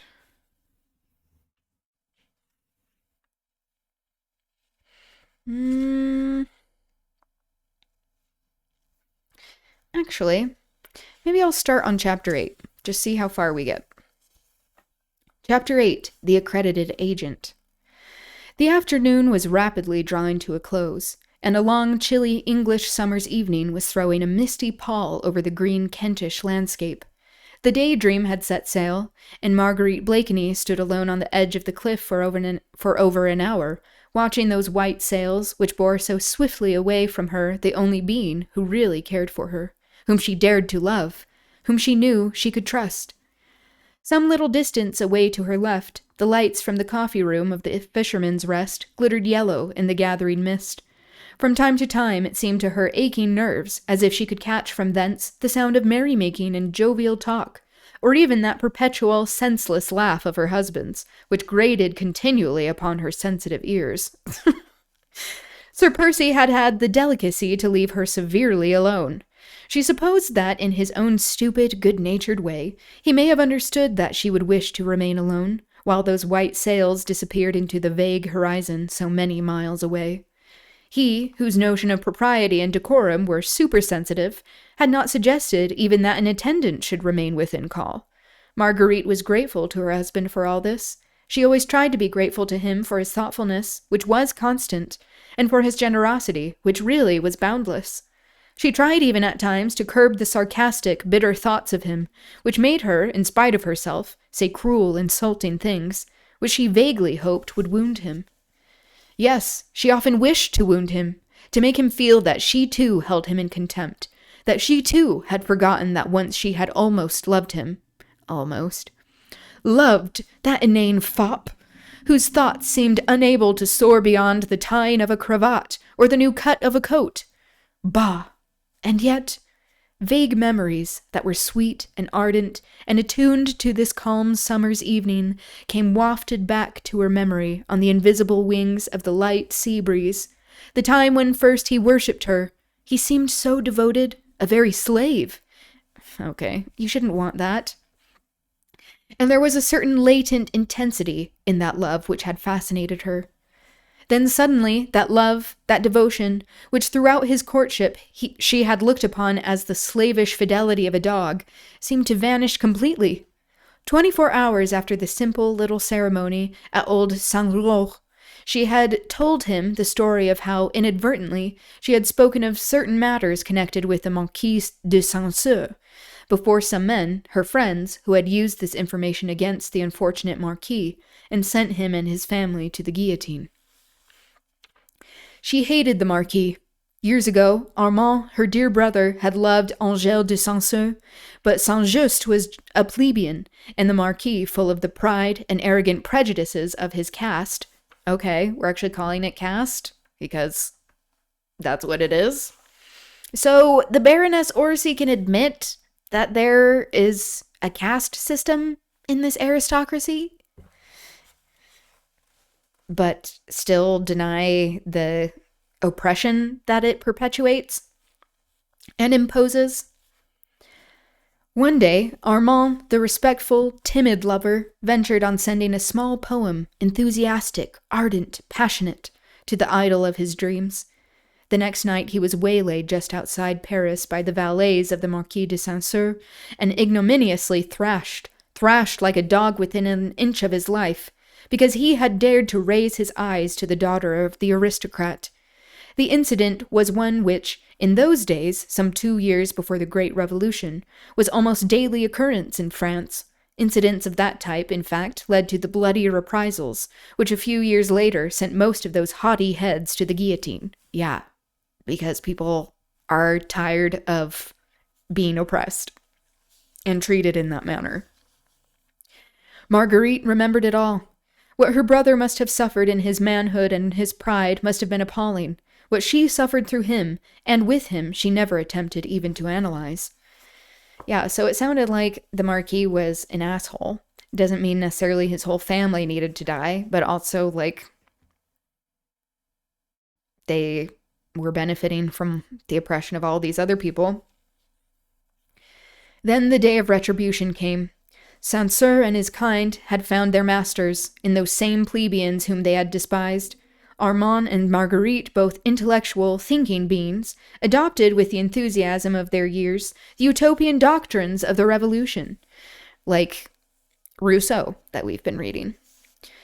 While the Marquis de Saint-Cyr and his family fought inch by inch for the retention of those privileges which had placed them socially above their fellow men, Marguerite, impulsive, thoughtless, not calculating the purport of her words, still smarting under the terrible insult to her brother had suffered at the Marquis's hands, happened to hear, amongst her own coterie, that the Saint-Cyrs were in treasonable correspondence with Austria, hoping to obtain the Emperor's support to quell the growing revolution in their own country. Well, maybe it was good that he was taken out. In those days, one denunciation was sufficient. Marguerite's few thoughtless words anent the Marquis de Saint-Cyr bore fruit within 24 hours. He was arrested. His papers were searched. Letters from the Austrian emperor, promising to send troops against the Paris populace, were found in his desk. Well, he was arraigned for treason against the nation and sent to the guillotine, whilst his family, his wife, and his sons shared this awful fate. Marguerite, horrified at the terrible consequences of her own thoughtlessness, was powerless to save the Marquis. You don't need to save the Marquis. He shouldn't have been... He got the end he deserved, in my mind. Maybe not his family. Her own coterie, the leaders of the revolutionary movement, all proclaimed her as a heroine. And when she married Sir Percy Blakeney, she did not perhaps altogether realize how severely he would look upon the sin which she had so inadvertently committed, and which still lay heavily upon her soul. She made full confession of it to her husband, trusting to his blind love for her, her boundless power over him, to soon make him forget what might have sounded unpleasant to an English ear. Certainly, at the moment, he seemed to take it very quietly. Hardly, in fact, did he appear to understand the meaning of all she said. But what was more certain still was that never after that she could detect the slightest sign of love, which she once believed had been wholly hers. Now they had drifted quite apart, and Sir Percy seemed to have laid aside his love for her as he would an ill-fitting glove. She tried to rouse him by sharpening her ready wit against his dull intellect, endeavored to excite his jealousy if she could not rouse his love, tried to goad him to self-assertion, but all in vain. He remained the same, always passive, drawling, sleepy, always courteous, invariably a gentleman. She had all that the world and a wealthy husband can give to a pretty woman. Yet on this beautiful summer's evening, with the white sails of the Daydream finely hidden by the evening shadows, she felt more lonely than that poor tramp who plodded his way wearily along the rugged cliffs. Calling someone a tramp? Classist.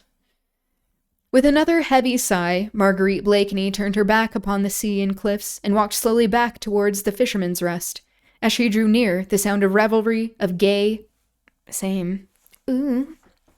jovial laughter grew louder and more distinct.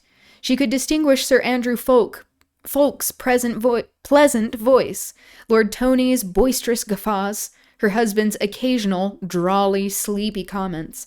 Then, realizing the loneliness of the road and the fast-gathering gloom round her, she quickened her steps. The next moment she perceived a stranger coming rapidly towards her. Marguerite did not look up. She was not the least nervous, and the Fisherman's Rest was now well within call. The stranger paused when he saw Marguerite coming quickly towards him, and just as she was about to slip past him, he said very quietly, "Citoyen Saint-Just." Marguerite uttered a little cry of astonishment at thus hearing her own familiar maiden name uttered so close to her. She looked up at the stranger, and this time, with a cry of unfeigned pleasure, she put out both her hands effusively towards him. "Chauvelin!" she exclaimed. We get another footnote.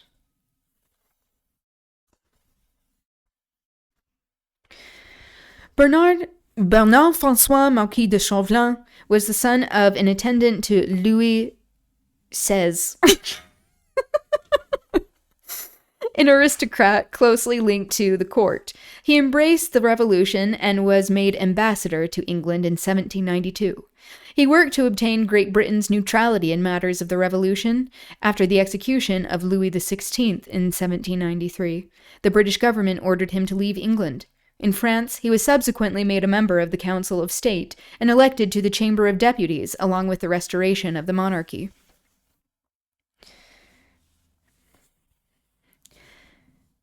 "Himself, citoyen, at your service," said the stranger gallantly, kissing the tips of her fingers. Marguerite said nothing for a moment or two, as she surveyed with obvious delight the not very prepossessing little figure before her. Chauvelin was then nearer 40 than 30, a clever, shrewd-looking personality with a curious, fox-like expression in the deep, sunken eyes. He was the same stranger who an hour or two previously had joined Mr. Jellyband in a friendly glass of wine. "Chauvelin, my friend," said Marguerite, with a pretty little sigh of satisfaction. "I am mightily pleased to see you." No doubt poor Marguerite Saint-Just, lonely in the midst of her grandeur and of her starchy friends, was happy to see a face that brought back memories of that happy time in Paris, when she reigned a queen over the intellectual coterie of the Rue de Richelieu. She did not notice the sarcastic little smile, however, that hovered round the thin lips of Chauvelin. "But tell me," she added merrily, "what in the world, or whom in the world, are you doing here in England?" She had resumed her walk towards the inn, and Chauvelin turned and walked beside her. "I might return the subtle compliment, fair lady," he said. "What of yourself?"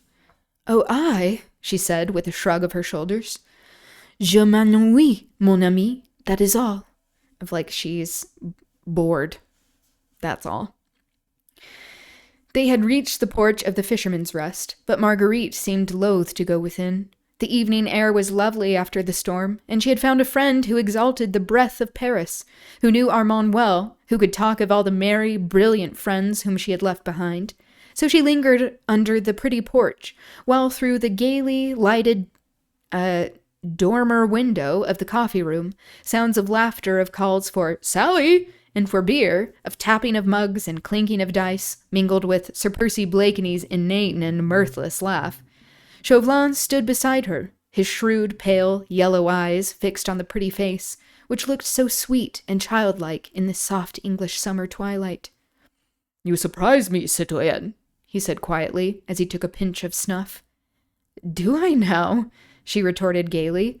"Faith, my little Chauvelin, I should have thought that, with your penetration, you would have guessed that an atmosphere composed of fogs and virtues would never suit Marguerite Saint-Just." "Dear me, is it as bad as that?" he asked in mock consternation. "Quite," she retorted, "and worse." "Strange. Now I thought that a pretty woman would have found English country life particularly attractive." "Yes, so did I," she said with a sigh. "Pretty women," she added meditatively, "ought to have a good time in England, since all the pleasant things are forbidden them, the very things they do every day." "Quite so?"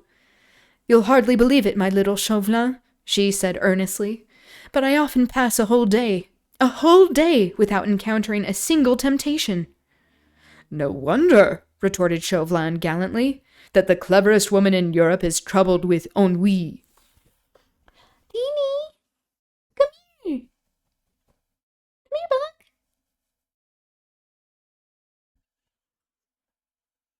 We'll see if she comes in. She laughed one of her melodious, rippling, childlike laughs. "It must be pretty bad, mustn't it?" she said archly, "or I should not have been so pleased to see you." "And this within a year of romantic love match." "Yes, a year of romantic love match. That's just the difficulty."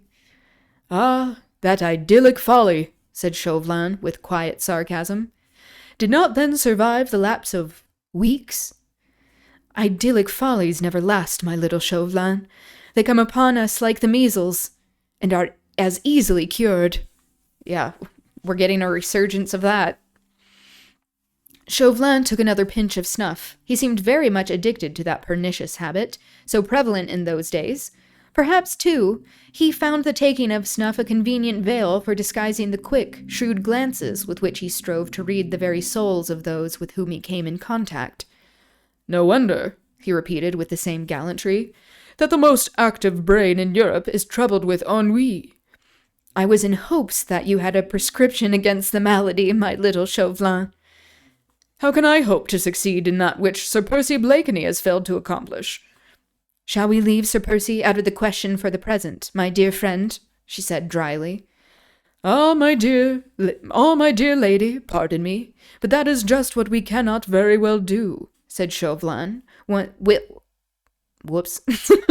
whilst once again his eyes, keen as those of a fox on the alert, darted a quick glance at Marguerite. "I have a most perfect prescription against the worst form of ennui, which I would have been happy to submit to you, but—" "But what?" "There is Sir Percy." "What has he to do with it?" "Quite a good deal, I'm afraid. The prescription I would offer, fair lady, is called by a very plebeian name. Work." Okay, yeah. Work will certainly make you not bored. But these privileged people actually, like, choosing to work because they're bored is wild. "Work?" Chauvelin looked at Marguerite long and scrutinizingly. It seemed as if those keen, pale eyes of his were reading every one of her thoughts.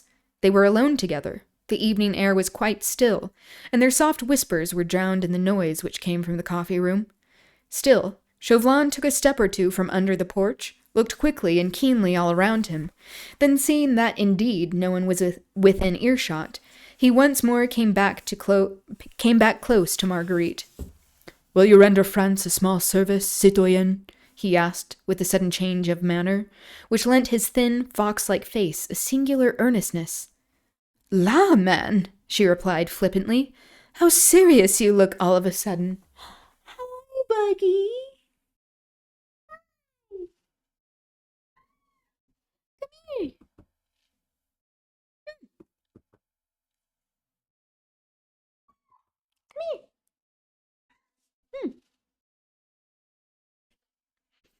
She's like, normally you're done by this time.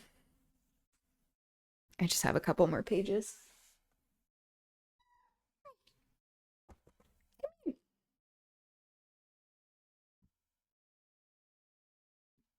Let's see if she hops up here.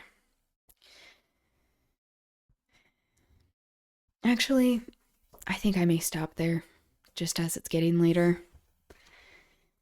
And then I'll read the rest of 8 and into 9. Okay. That's what I'll do. Come here, Tiny.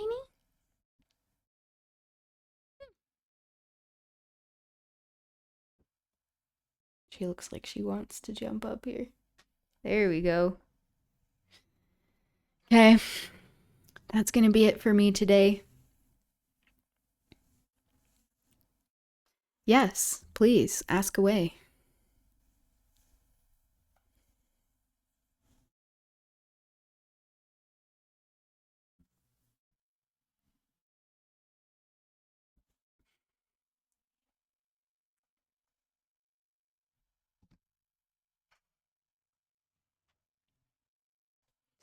What was the little tip you gave me on voice training? Oh, it's a breathing exercise. So you do 5 hisses, going like sss. And then, 1, 2, 3, 4. And then the last one, it's a long one and you go for as long as you can.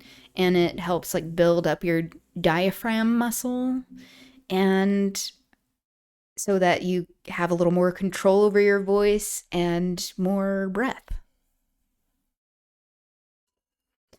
I did teach singing lessons for a while at a dance studio I taught at, and I really enjoyed it. Maybe I'll do one day like a little vocal class. I don't know. I'll think about it. Let me know if that's something that would be interesting.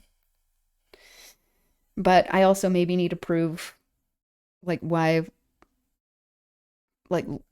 listening to me is even something people would want to do.